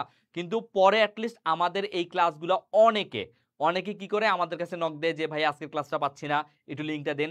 অনেক এমন মেসেজ আমরা পাই যারা হচ্ছে এই ক্লাসটা রেকর্ড করে ফেলে, বুঝছো? প্রায় 1000 পোলাপাইন আমরা বুঝি যে যারা মানে ডেইলি ক্লাসটা করতেছে, সেটা অফে, ঠিক আছে, মানে অফলাইনে করতেছে, তারা হচ্ছে ডিরেক্ট লাইভে করতেছে না, পরে রেকর্ড ক্লাস হিসেবে করতেছে। অ্যাটলিস্ট 1000 পোলাপাইন ডেইলি ক্লাসটা করতেছে, জাস্ট মানে হচ্ছে তারা মানে রেকর্ড করতেছে। ওকে, আচ্ছা এক্সাম লিঙ্ক তো ভাইয়া ওই যে তোমরা পেজে নক দিও, পেজ থেকে বলবে। চা থেকে আমাদের কি পড়তে হবে? দেখো চা থেকে পড়তে হবে বাংলাদেশের দ্বিতীয় অর্থকরী লাগবে না, চা ক্রান্তীয় অঞ্চলে চা চাষ। আচ্ছা তোমরা তো জানো যে চা কিন্তু পাহাড়ি অঞ্চলে ভালো হয়, কারণ কি চা যে জায়গায় সেখানে পানি জমা থাকা যাবে না, বাট পানি বেশি লাগবে।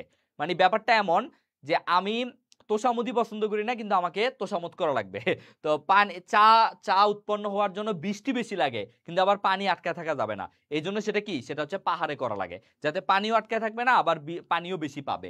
এই জন্য কিন্তু চা পাহাড়ি অঞ্চলে ভালো হয়, ঠিক আছে, ঢালু অঞ্চলে ভালো হয়, অধিক বৃষ্টিপাত লাগে, ঠিক আছে।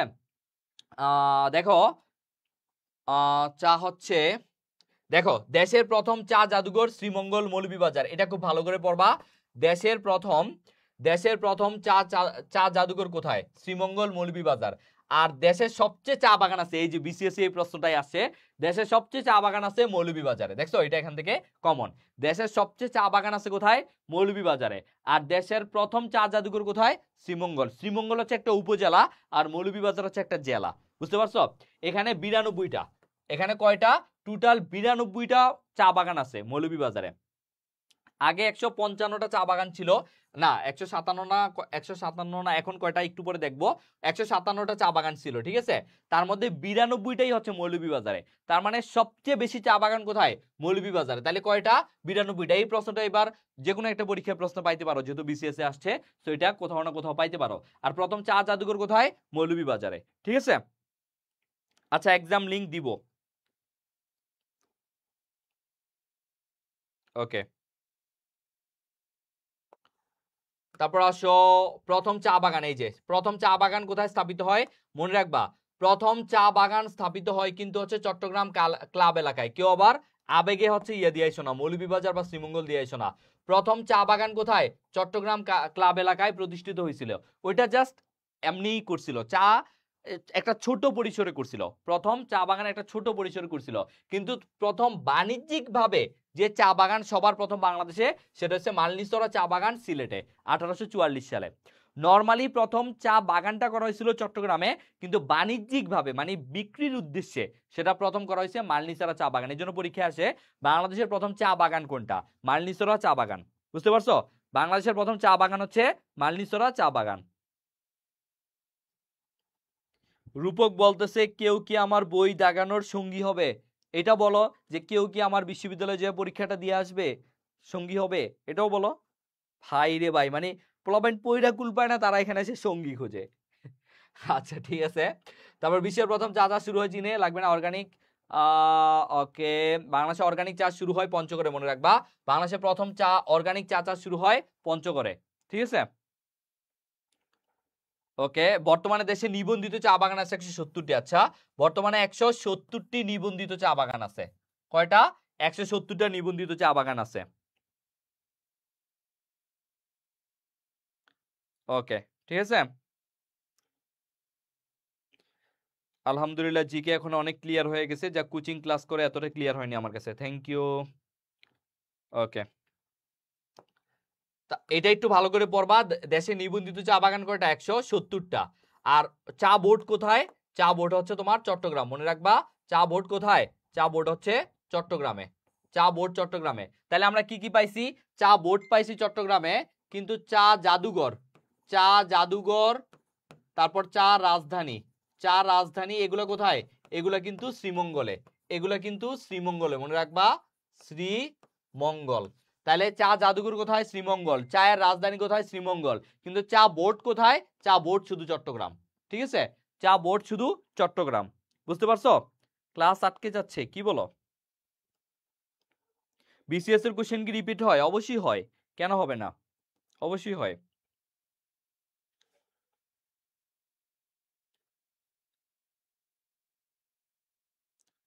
ওকে, বুঝতে পারছো? তাহলে চা আমাদের শেষ, এখন তো চা খাইতে ইচ্ছা করতেছে। আচ্ছা, যাও তোমরা চান্স পাইলে, পাবলিকে চান্স পাইলে চা খাওয়াবো তোমাদের, ঠিক আছে। রাবার, রাবার বাংলাদেশে প্রথম রাবার উৎপন্ন হয় রামু কক্সবাজার, শুধু এটা মনে রাখবা, বাংলাদেশে প্রথম চা উৎপন্ন হয় রামু কক্সবাজার, ঠিক আছে, এটা ভালো করে পড়বা। আর বাংলাদেশে সরকারি রাবার বাগান আছে মোট 18টা, এতটুকু পড়লেই হবে, এখানে আর কিছু পড়া লাগবে না। বাংলাদেশে সবার প্রথম চা বাগান আছে, প্রথম প্রথম রাবার উৎপাদন হয় রামু কক্সবাজার, আর এটা হচ্ছে সরকারি রাবার বাগান আছে মোট 18টা, এতটুকু ভালো করে পড়তে হবে।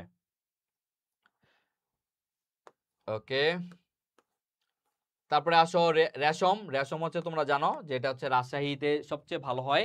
বাংলাদেশে সবচেয়ে বেশি রেশম গুটি চাষ হয় কোথায়? চাঁপাই নবাবগঞ্জে। আর নর্মালি রাজশাহী বিভাগে হয়। আর এটা কোন পোকা থেকে? রেশম পোকা বা মদ তুঁত গাছের পাতা থেকে রেশম পোকা এই তুঁত গাছের পাতা খেয়ে বেঁচে থাকে, এটা পরীক্ষায় আসে। আর সিল্ক সিটি বলা হয় রাজশাহীতে, তোমরা জানো যে ওখানে একটা সিল্ক ট্রেনও আছে। সিল্ক সিটি কোনটাকে বলা হয়? রাজশাহীকে। আর রেশম চাষকে বলা হয় সেরিকালচার, এটা পরীক্ষায় আসে। এখানে সবগুলাই গুরুত্বপূর্ণ লাইন। রেশম চাষকে বলা হয় সেরিকালচার, পরীক্ষায় আসে। রেশম চাষ সেরিকালচার। তোমরা জানো এক ধরনের পোকা কিন্তু তারা উৎপন্ন করে, যেটা একটা গাছের পাতা খায়, সেটা হচ্ছে তুঁত গাছ। ওই পাতাগুলা কি করে, এরকম একটা ডালা আছে, ডালার মধ্যে সেই পোকাগুলা থাকে, এরকম অনেকগুলা পাতা দিয়ে ছেড়া দেয়, 3 থেকে 4 দিন 5 দিন ওইটা রাইখা দেয়। তারপর হচ্ছে ওই পোকাগুলা বড় হয়। তারপর ওই পোকাগুলার মানে পশ্চাৎ দেশ থেকে এক ধরনের সুতা টানে, টানা টানা অনেক সুতা হয়ে যায়। ঠিক আছে, এটাই হচ্ছে রেশম পোকা। না জানলে ভিডিও দেখো ইউটিউবে গিয়া, অনেক কিছু জানবা। ঠিক আছে, ওকে। তারপরে আসো আম। এই যে খুব গুরুত্বপূর্ণ একটা জিনিস, আম। আমকে কি করছেন দেখো তো, আমকে সর্বপ্রথম বহির্বিশ্বে পরিচিত করান কে? বিখ্যাত চীনা পর্যটক হিউয়েন সাং, যাকে নিয়ে আমরা পড়ছিলাম। হিউয়েন সাং চীন থেকে আসছেন বাংলায়। ঠিক আছে, বাংলাদেশে উন্নত জাতের আম পাওয়া যায় রাজশাহী, চাঁপাইনবাবগঞ্জ, নওগাঁ, দরকার নাই। বাংলাদেশে আমের জাতগুলো একটু দেখো। আম্রপালি, এটা তো বুঝোই তোমরা। তারপরে লতা, বোম্বাই, ফুরিয়া, কোহিতোর, মিশ্রি, গৌরমতি। গৌরমতি এটা মনে রাখবা, গৌরমতি। তারপরে ক্ষীরসাপাতে আম উৎপন্ন হয় চাঁপাইনবাবগঞ্জে। আম উৎপাদনের শীর্ষ জেলা নওগাঁ, এটা ভালো করে পড়বা। আম উৎপাদনের শীর্ষ জেলা হচ্ছে নওগাঁ। আর ইলামতি, এই যে ইলামতি, এটা একটা হচ্ছে আমের নাম। আর আম গাছ তো তোমরা জানো কি বলে, জাতীয় গাছ কিন্তু আম গাছ। ঠিক আছে, জাতীয় বৃক্ষ আম গাছ, কিন্তু জাতীয় ফল কিন্তু আবার আম না, জাতীয় ফল কিন্তু আবার কাঁঠাল, বুঝছো?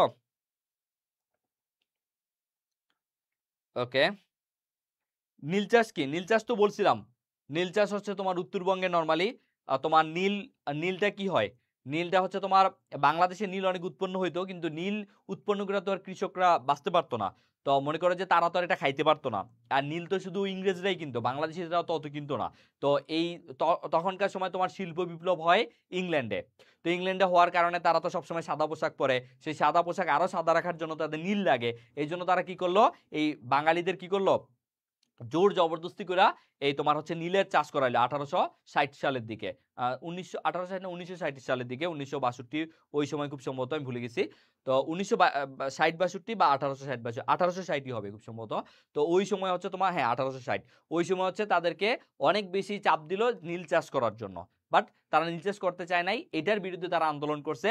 যেহেতু তারা ধান টান এইসব চাষ করলে, ধান গম এইসব চাষ করলে তারা নিজেরাও খাইতে পারে, বাকিটা তারা বিক্রি করতে পারে। বাট নীল তো শুধু ইংরেজরা ছাড়া কেউ কিনতো না। তো এটার প্রতিবাদ নীল চাষ হয়, যেটা হচ্ছে প্রায় 4 বছর যাবত ছিল। ঠিক আছে, ওকে, এটা অলরেডি আমি পড়াইছি। তারপরে আসো ফুল। ফুল এত কিছু জানি না, লাভ নাই। ফুলের রাজধানী বলা হয় তোমার যশোরকে, এটা শুধু মনে রাখবা। ফুলের রাজধানী যশোর। ঠিক আছে, যশোরকে বলা হয় ফুলের রাজধানী, এতটুকু জানলেই হবে। গুরুত্বপূর্ণ তথ্য, গুরুত্বপূর্ণ তথ্য তোমরা পড়ে নিও। জুম চাষ মনে রাখবা। জুম চাষ কোথায় হয়? জুম চাষ হচ্ছে এক ধরনের পাহাড়ি চাষাবাদ, এটা পাহাড়ে চাষাবাদ, এবং এটা হয় কোথায়? রাঙামাটি, বান্দরবান, খাগড়াছড়ি। সংক্ষেপে আমি বলি খাবার। খাবার মানে কি? খাগড়াছড়ি, বান্দরবান, রাঙামাটি। খাগড়াছড়ি, বান্দরবান, রাঙামাটি, এটাকে বলা হয় জুম চাষ। পরীক্ষা আসতে পারে জুম চাষ কোথায় হয়। এই 3টা জেলার যে কোনো একটা জেলা থাকবে, 3টা জেলা একসাথে থাকবে না। অথবা যদি হয় জুম চাষ কোথায় হয় না, তাহলে 3টা থাকবে আর অন্য একটা জায়গা থাকবে। ঠিক আছে, আর জুম চাষের বিকল্প পদ্ধতি হচ্ছে সল্ট পদ্ধতি। ঠিক আছে, উপজাতিরা নরমালি এই জুম চাষ করে থাকে। হ্যাঁ 1859 থেকে 1862, বাট মেইন ইয়াটা হয়েছে 1860 সালে। আনুষ্ঠানিকভাবে এটা চূড়ান্ত পর্যায়ে ছিল 1860 সালে, শেষ হয় 1862 সালে। ওকে। তারপরে এই যে দেখতে পাচ্ছ বিভিন্ন ফসলের উন্নত জাত, এখানে আমি একটু গুরুত্বপূর্ণ গুলা দাগায় দেই যেগুলো পরীক্ষায় বেশি আসে। আলু, হীরা, আইলসা, এই যে ডায়মন্ড। ডায়মন্ড বলতে, ডায়মন্ড কি? আলু। ঠিক আছে, তারপরে দেখো কার্ডিনাল, এটা একটা আলুর। তারপর হচ্ছে সুন্দরী। সুন্দরী বলতে কিন্তু তোমরা চাইলে এখন থেকে তোমাদের যাদের পছন্দ হয়, মনে করো তোমাদের যে সুন্দরী বান্ধবীটা আছে, তাকে তোমরা বলতে পারো এই আলু, আলু বলে ডাকতে পারো। যদি বলে এই তুই আমাকে আলু ডাকলি কেন, বলবা যে আলু তো সুন্দরী একটা জাতের নাম আলু, ঠিক আছে? সো আজকে থেকে এটা ট্রাই করতে পারো, যে যারা আছে সুন্দরী তাদেরকে বলবা আলু, ঠিক আছে? তাহলে দেখবা সে প্রথমে রাগ হবে কিন্তু পরে একটা জিকে শিখে যাবে, তুমিও একটা জিকে শিখে যাবা, সেও একটা জিকে শিখে যাবে, ঠিক আছে? এই জন্য সুন্দরী কাউকে দেখলে সুন্দর বা সুন্দরী, শুধু সুন্দরী না, সুন্দর ছেলে সুন্দরী মেয়ে দেখলে কি বলবা? আলু, ঠিক আছে? ওকে, তারপরে আসো ধান। ধান দেখো এখানেও আছে হীরা, এখানেও আছে হীরা, ঠিক আছে? এটা পরীক্ষা আমরা পড়বো না। বিপ্লব, বিপ্লব মনে রাখবো, বিপ্লব হচ্ছে ধান, তারপর হচ্ছে ইরাটম ধান, তারপরে সোনার বাংলা এটা তোমরা বুঝবা। ময়না, ময়না হচ্ছে ধান, তারপরে হরিদান তো বলছি, দুলাভোগ, আশা, সুফলা, এগুলো একটু ভালো করে পড়বা।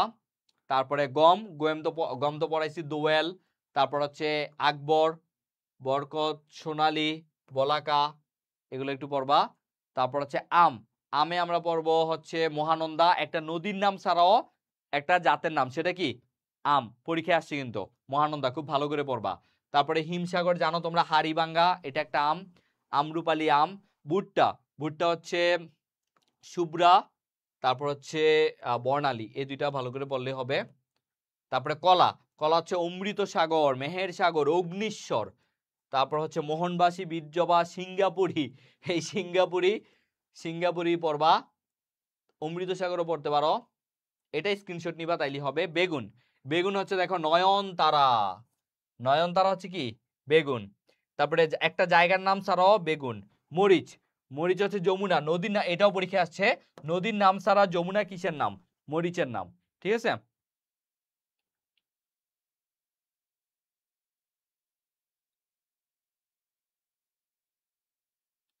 ওকে। নাইম হোসেন মিটল, মানে আমার জিনিস আমার উপরে অ্যাপ্লাই করে দিলা, বাহ, না ভাল লাগছে বিষয়টা, তুমি মানে অ্যাপ্লাই করার একটা জায়গা পাইছো, যদি আমি আলু না, তারপরও আলু বলছো সেজন্য ভালো লাগলো। আচ্ছা ঠিক আছে, ওকে। তারপরে এটা তো স্ক্রিনশট নিছো না, আশা করি নিছো। আচ্ছা, তারপরে আসো হচ্ছে আর কি আছে, তারপরে আমরা কি পড়বো? পেঁয়াজ, পেঁয়াজে হচ্ছে মরিচ, এই যে মরিচ হচ্ছে যমুনা, এটা তো বলছিলাম, মরিচ যমুনা। ফুলকপি, ফুলকপি, তারপরে তেলবীজ, তুলা, তুলা রূপালী পৈর, মিষ্টি কুমড়া, হাজি দানেশ, হাজিও দানেশ, দেখছো, হাজিও দানেশ একজন ব্যক্তির নাম। তরমুজ, পদ্মা নদীর নাম ছাড়া তরমুজ, ঠিক আছে? এটা পড়বা।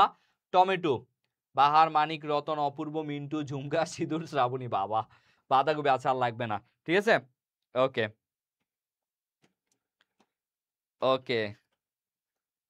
আমি যমুনা মানে কি? আমি মরিচ, কি বলে? আচ্ছা, ওকে, ডান ডান, ওকে, উই আর ডান। তারপরে আসি,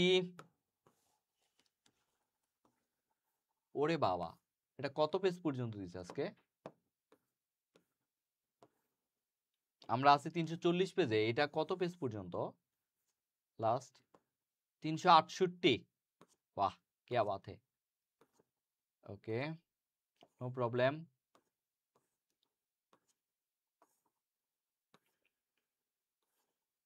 আজকে আমরা এটা শেষ করে যাব, কোনো সমস্যা নাই, এখানে অনেক অনেক এমসিকিউ। ওকে, এবার এখান থেকে আমরা যেগুলো পড়বো দেখো, এখান থেকে আমরা শুধু একটু দাগাও, এবার একটু দ্রুত দাগাও। কৃষি সম্প্রসারণ অধিদপ্তর, এটা পড়বা, এটার ফুল ফর্মটা আছে ডিএই। তারপরে হচ্ছে বাংলাদেশ কৃষি গবেষণা কাউন্সিল, বিএআরসি, এটা একটু পড়বা, ফুল ফর্ম গুলা পড়বা। তারপর বাংলাদেশ পাট গবেষণা ইনস্টিটিউট, আচ্ছা, এই দুটা দেখো, কৃষি সম্প্রসারণ অধিদপ্তর, ডিএই, বাংলাদেশ কৃষি গবেষণা কাউন্সিল, এটা হচ্ছে বার্ক, এই দুইটা একটু পড়বা এখান থেকে। এগুলো হচ্ছে ফার্মগেট ঢাকাতেই, মানে ঢাকাতেই আছে, ঠিক আছে? পরীক্ষা আসে। ডিএই এটা কোথায়? এটা ফার্মগেট ঢাকাতে। সাল পড়া লাগবে না, সাল পড়া লাগবে না, ঠিক আছে? সাল পড়া লাগবে না।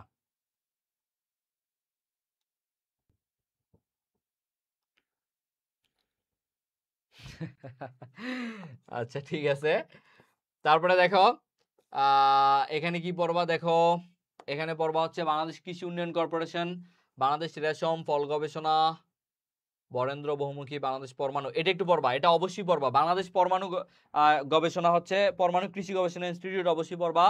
মৎস্য গবেষণা ইনস্টিটিউট পড়বা অবশ্যই, এটা 100% পড়তে হবে। কৃষি গবেষণা ইনস্টিটিউট, বাংলাদেশ কৃষি গবেষণা ইনস্টিটিউট গাজীপুর অবশ্যই পড়বা। তারপর হচ্ছে কন্দাল তৈলবীজ, ওকে। তারপরে নিচে ধান আছে, ধানটাও ভালো করে পড়বা। নিচে ধান আছে, কৃষি আর ধান দুইটাই মনে রাখবা গাজীপুরে। বাংলাদেশ কৃষি এবং ধান দুইটা গবেষণা ইনস্টিটিউট কোথায়? গাজীপুর। এই গাজীপুর থেকে বেশি প্রশ্ন আসে, গাজীপুর থেকে কৃষি আর ধান, এই জন্য এখান থেকে বেশি প্রশ্ন আসে। আর মৎস্য ময়মনসিংহ, এটা এটা এখান থেকে আসে, ঠিক আছে। ওকে,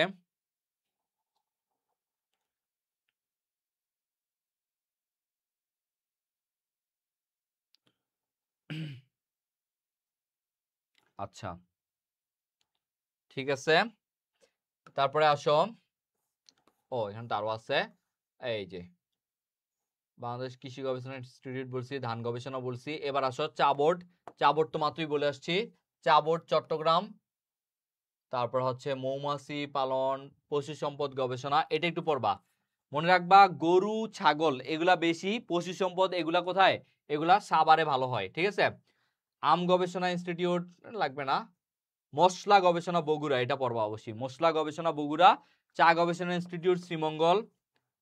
তারপর হচ্ছে কলা, আলু, তামাক, তামাকটা পড়তে পারো, না পড়লেও হবে, সমস্যা নাই, ঠিক আছে।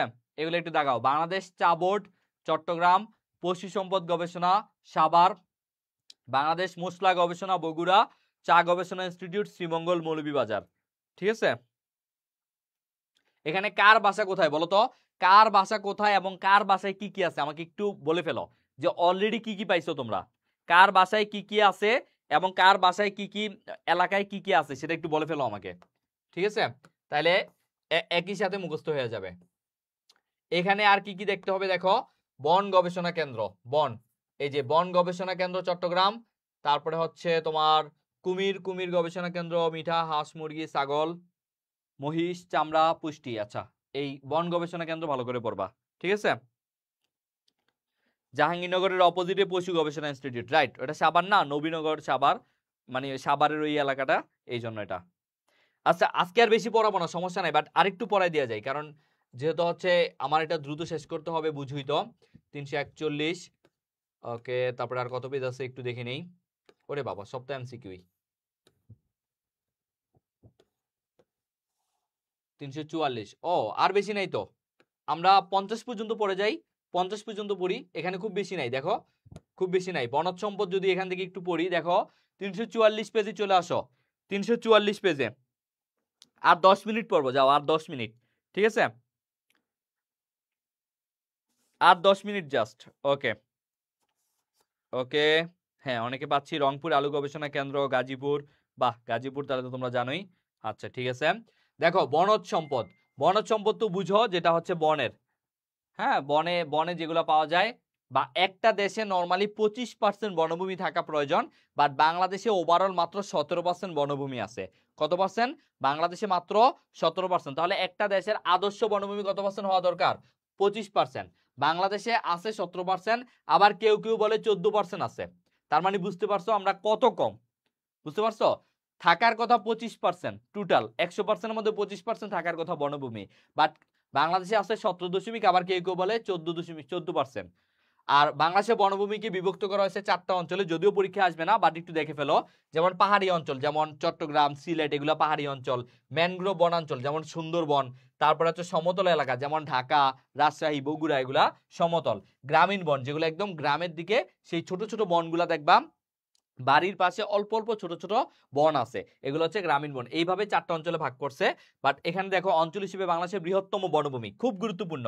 এখানে তোমার যেই জিনিসটা সবচেয়ে ভালো করে পড়তে হবে, আমি এমসিকিউ যেগুলো আছে সেগুলো দেখাই দিই। দেখো অঞ্চল হিসেবে এটা খুব ভালো করে পড়তে হবে, যে অঞ্চল হিসেবে বাংলাদেশের বৃহত্তম বনভূমি, এটা কিন্তু অঞ্চল বলছে, বন হিসেবে বলে নাই। দেখো কথাটা ভালো করে বুঝো, যে ভাইয়া অঞ্চল হিসেবে মানে একটা এরিয়া, সেই অঞ্চল হিসেবে বাংলাদেশের বৃহত্তম বনভূমি কোনটা? চট্টগ্রাম ও পার্বত্য চট্টগ্রাম। কিন্তু যদি বলে বন, বন তাহলে কিন্তু সেটা আবার সুন্দরবন হবে। দেখো বাংলাদেশের কোন বিভাগে সবচেয়ে বেশি বনভূমি রয়েছে? চট্টগ্রাম বিভাগ। বিভাগ অনুসারে সবচেয়ে কম বনভূমি কোথায় রয়েছে?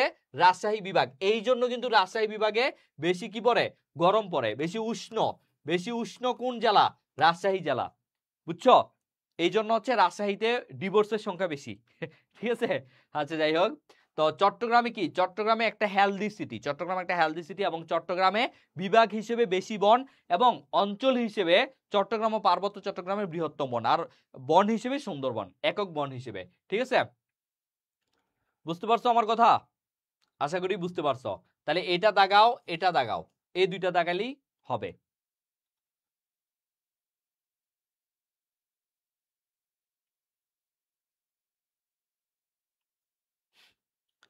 ওকে। তারপরে দেখো 345, পরিবেশের ভারসাম্য রক্ষায় প্রয়োজনীয় পরিমাণ বনভূমি আছে কতটি জেলায়? এটা খুব দরকার। পরিবেশের ভারসাম্য রক্ষায় প্রয়োজনীয় পরিমাণ বনভূমি আছে 7টা জেলায়। ঠিক আছে, মাত্র 7টা জেলায় আছে মোটামুটি পরিবেশের ভারসাম্য রক্ষার মতো, যেগুলো হচ্ছে তোমার এই যে দেখতে পাচ্ছ বাগেরহাট, সাতক্ষীরা। অত সবগুলো জানা দরকার নাই, এটা একটু জানতে পারো, বাট এটা ভালো করে পড়বা যে বাংলাদেশের সবচেয়ে উঁচু বৃক্ষ হচ্ছে বৈলাম বৃক্ষ। ঠিক আছে, প্রায় 240 ফুট এটা হচ্ছে। আর ম্যানগ্রোভ বন বলতে আসলে কি বোঝায়? যেগুলা লোনা পানি কাদার মধ্যে জেগে থাকা খুঁটির মতো এক ধরনের শ্বাস গ্রহণকারী শিকড় বিশিষ্ট। ঠিক আছে, এটা হচ্ছে ম্যানগ্রোভ বন বলে।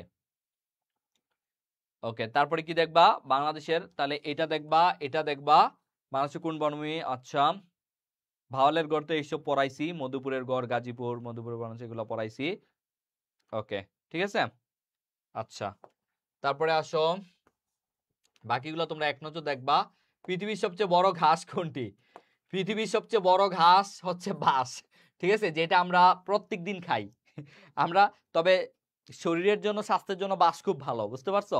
এবার তুমি কিভাবে খাবা সেটা বড় কথা না, বাট বাঁশ শরীরের জন্য খুব ভালো, বুঝতে পারছো? পৃথিবীর সবচেয়ে বড় ঘাস, ঘাস কিন্তু কোনো গাছ না, ঘাস হচ্ছে একটা ঘাস, বাঁশ হচ্ছে একটা ঘাস। আর এই যে আমরা চিংড়ি খাই, চিংড়ি কিন্তু কোনো মাছ না, চিংড়ি হচ্ছে এক ধরনের পোকা। ঠিক আছে, তারপরে আসো জাতীয় বৃক্ষ মেলা কবে থেকে শুরু হয়? এটা ভালো করে পড়বা। জাতীয় বৃক্ষ মেলা শুরু হয় 1994 সাল থেকে। ঠিক আছে, এটা ভালো করে পড়বা। তারপরে হচ্ছে বৃক্ষরোপণের জাতীয় পুরস্কার। ওকে, ঠিক আছে। এবার আমরা সুন্দরবন দেখব, এবার আমরা সুন্দরবন দেখব। ওকে, তারপরে দেখো সুন্দরবন, সুন্দরবনে আমরা কি কি পড়বো দেখো। পৃথিবীর বৃহত্তম ম্যানগ্রোভ বন, পৃথিবীর বৃহত্তম ম্যানগ্রোভ তো বুঝতেই পারছো, যেখানে ওইখানে তো পুরো বনের মধ্যেই পানি আছে, তাই না? তো সেখানে যেগুলো হচ্ছে ছোট পানির মধ্যেই থাকে, যেগুলো যে গাছগুলা ছোট শ্বাসমূলের মতো, ওইগুলো হচ্ছে ওইগুলো হচ্ছে মানে এই এটাকে বলা হয় ম্যানগ্রোভ বন। আর সুন্দরবন বাংলাদেশের জাতীয় এবং একক বৃহত্তম, এই যে এটা খুব ভালো করে পড়তে হবে, সুন্দরবন বাংলাদেশের জাতীয় এবং একক বৃহত্তম বনভূমি। ঠিক আছে, এই লাইনটা খুব ভালো করে পড়তে হবে। সবচেয়ে বেশি নদী প্রবাহিত হয়েছে সুন্দরবনকে 1997 সালে 6 ডিসেম্বর ইউনেস্কো কর্তৃক কি দিছে? বিশ্ব ঐতিহ্য হিসেবে ঘোষণা করছে। এটা এটা পড়বা। সুন্দরবন একটা বিশ্ব ঐতিহ্যের অন্তর্ভুক্ত। ঠিক আছে, এক্সামের সময় বেশি উপকার করে বাস না। ওকে, যারা এই কমেন্টে এসে আজে বাজে কথা বলতেছো, আমি দোয়া করি তোমরা ওই ঘাস খাও। ঠিক আছে, ওকে। গুরুত্বপূর্ণ তথ্যগুলা দেখো, এই সুন্দরবন পড়ায় আজকে শেষ করে দিব। দেখো, বাংলাদেশের প্রধান টাইডাল বন, টাইডাল বন হচ্ছে সুন্দরবন। ঠিক আছে, পৃথিবীর বিখ্যাত টাইডাল বন। তারপরে হচ্ছে সুন্দরবনের প্রধান বৃক্ষ কোনটা? সুন্দরী, আলু। তারপরে আসো বাংলাদেশের প্রয়োজনীয় কত সুন্দর থেকে পাওয়া যাচ্ছে? বাংলাদেশের মোট আয়তনের 10,000, এই যে এটা পড়বা। বাংলাদেশ সুন্দরবনের মোট আয়তন 10,000 বর্গ কিলোমিটার, কিন্তু বাংলাদেশে আর 6,017 বর্গ কিলোমিটার আছে, এটা পরীক্ষায় আসে। বাংলাদেশে 6,017 বর্গ কিলোমিটার আছে। ঠিক আছে, কেউ কেউ বলে 62% আছে, বাংলাদেশে 62% আছে। ঠিক আছে, বাংলাদেশে আছে 6,000, আর বাকি যে 4,000 সেটা কই আছে? সেটা ভারতে আছে, বুঝতে পারছো? সেটা ভারতে আছে।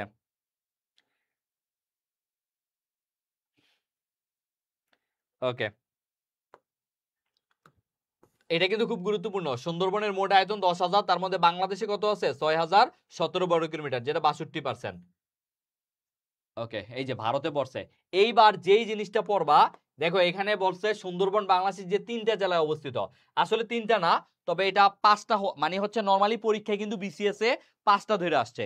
নরমালি আমি তোমাদের এটা এইভাবে পড়াবো যে সুন্দরবনের ভাগ, সুন্দরবনের বাঘ সাঁতারে খুব পটু, সাঁতারে খুব পটু। এটা আমরা এইভাবে পড়তে পারি। তাহলে কি হইলো, বাঘ মানে কি, বাঘ মানে হচ্ছে বাগের হাট। সাতারে মানে কি, সাতারে মানে হচ্ছে সাতক্ষীরা। খুতে মানে কি, খুতে মানে হচ্ছে খুলনা। তারপরে বতে মানে কি, বতে মানে হচ্ছে বরগুনা, বতে মানে হচ্ছে বরগুনা। আর পটুতে মানে কি, পটু মানে হচ্ছে পটুয়াখালী। এই 5টা জেলা মনে রাখবা যে সুন্দরবন কয়টা জেলার মধ্যে আছে, সুন্দরবন 5টা জেলার মধ্যে অবস্থিত। এটা আমরা ইজিলি মনে রাখবো। সুন্দরবনের বাঘ, সাতারে খুব, পটু। বাঘ মানে কি, বাগের হাট। সাতারে মানে কি, সাতক্ষীরা। তারপরে খুব, খু মানে খুলনা, ব মানে বরগুনা, পটু মানে হচ্ছে পটুয়াখালী। ঠিক আছে, ওকে, বুঝতে পারছো? এটা শেষ করে আমি হচ্ছে এতটুকু শেষ করে আমি চলে যাব। দেখো, সুন্দরবনে বাংলাদেশ ও ভারতের সীমানা নির্ধারণ করছে কোন নদীটি? হারিয়াভাঙ্গা নদী। হারিয়াভাঙ্গা নদী বাংলাদেশের শেষ, ভারতের শুরু। দর্শনীয় স্থান হিরন পয়েন্ট, হিরন পয়েন্ট, টাইগার পয়েন্ট, এটা একটু পড়বা, এগুলো সুন্দরবনে আছে। আর হচ্ছে সুন্দরবনের পশ্চিমে কোন দুটি নদী? বালেশ্বর, বলেশ্বর, রায়মঙ্গল আছে। এই দুইটা নদী কিন্তু সুন্দরবনের মধ্যে, এই জন্য এগুলো পড়বা, সুন্দরবনের মধ্যে আছে। আর এই যে সুন্দরবনে যে বাঘ, 125টা বাঘ আছে, এগুলা কেমনে তোমার ইয়ে করে, এটা হচ্ছে ক্যামেরা এবং হচ্ছে পাগ মার্ক, মানে হচ্ছে তাদের পায়ের চিহ্ন দিয়ে। শেষ, এখনই শেষ। হ্যাঁ, আচ্ছা, সুন্দরবনের গোলপাতা তাহলে শেষ, সুন্দরবন সম্পর্কে আমাদের জানা শেষ হয়ে গেল। ঠিক আছে, তাহলে আজকের মতো এখানে ক্লাসটা শেষ করতেছি। সবাই সবাই বুঝতে পারছো? বুঝতে পারলে সবাই জানাও। আজকের মতো ক্লাসটা এখানেই শেষ। আমরা কত পেজ পর্যন্ত বললাম দেখো, 346 পেজে, 346, বাকি 20 পেজ আমরা ইনশাল্লাহ আগামীকাল পড়বো। ঠিক আছে, আমি চাইলে এগুলো একদম ধুপধাপ পড়ায় শেষ করে ফেলতে পারতাম, কিন্তু যেহেতু তোমাদের একটু বুঝিয়ে বুঝিয়ে দাগাইয়া পড়াইলে ভালো হয়, কারণ আমি যেহেতু পড়াইতেছি তাহলে আমি কেন খারাপ করে পড়াবো বলো? আমার তো একটা দায়বদ্ধতা আছে। এই জন্য কিন্তু আমি ট্রাই করি যে একটু দাগায়া দাগায়া ভালো মতো শেষ করার। হইতে পারে আমি একদিনের পর আরেকদিন নিচ্ছি, বাট তাও আমি চাচ্ছি তোমরা যাতে ভালো করে ক্লাসটা বুঝে বুঝে করতে পারো, কোনো জিনিস যাতে, গুরুত্বপূর্ণ জিনিস যাতে বাদ না যায়। ঠিক আছে, সো হ্যাঁ, ক্লাস শেষ, আশা করি সবাই বুঝতে পারছো। তো সবাই ভালো থাকো, সুস্থ থাকো, ইনশাল্লাহ আগামীকাল দেখা হচ্ছে। ঠিক আছে, আগামীকাল ইনশাল্লাহ তোমাদের সাথে আবার দেখা হচ্ছে। আল্লাহ হাফেজ, টাটা। ওকে, ভালো করে পড়াশোনা করো, চান্স কিন্তু পেতেই হবে। ঠিক আছে, চান্স কিন্তু পেতে হবে।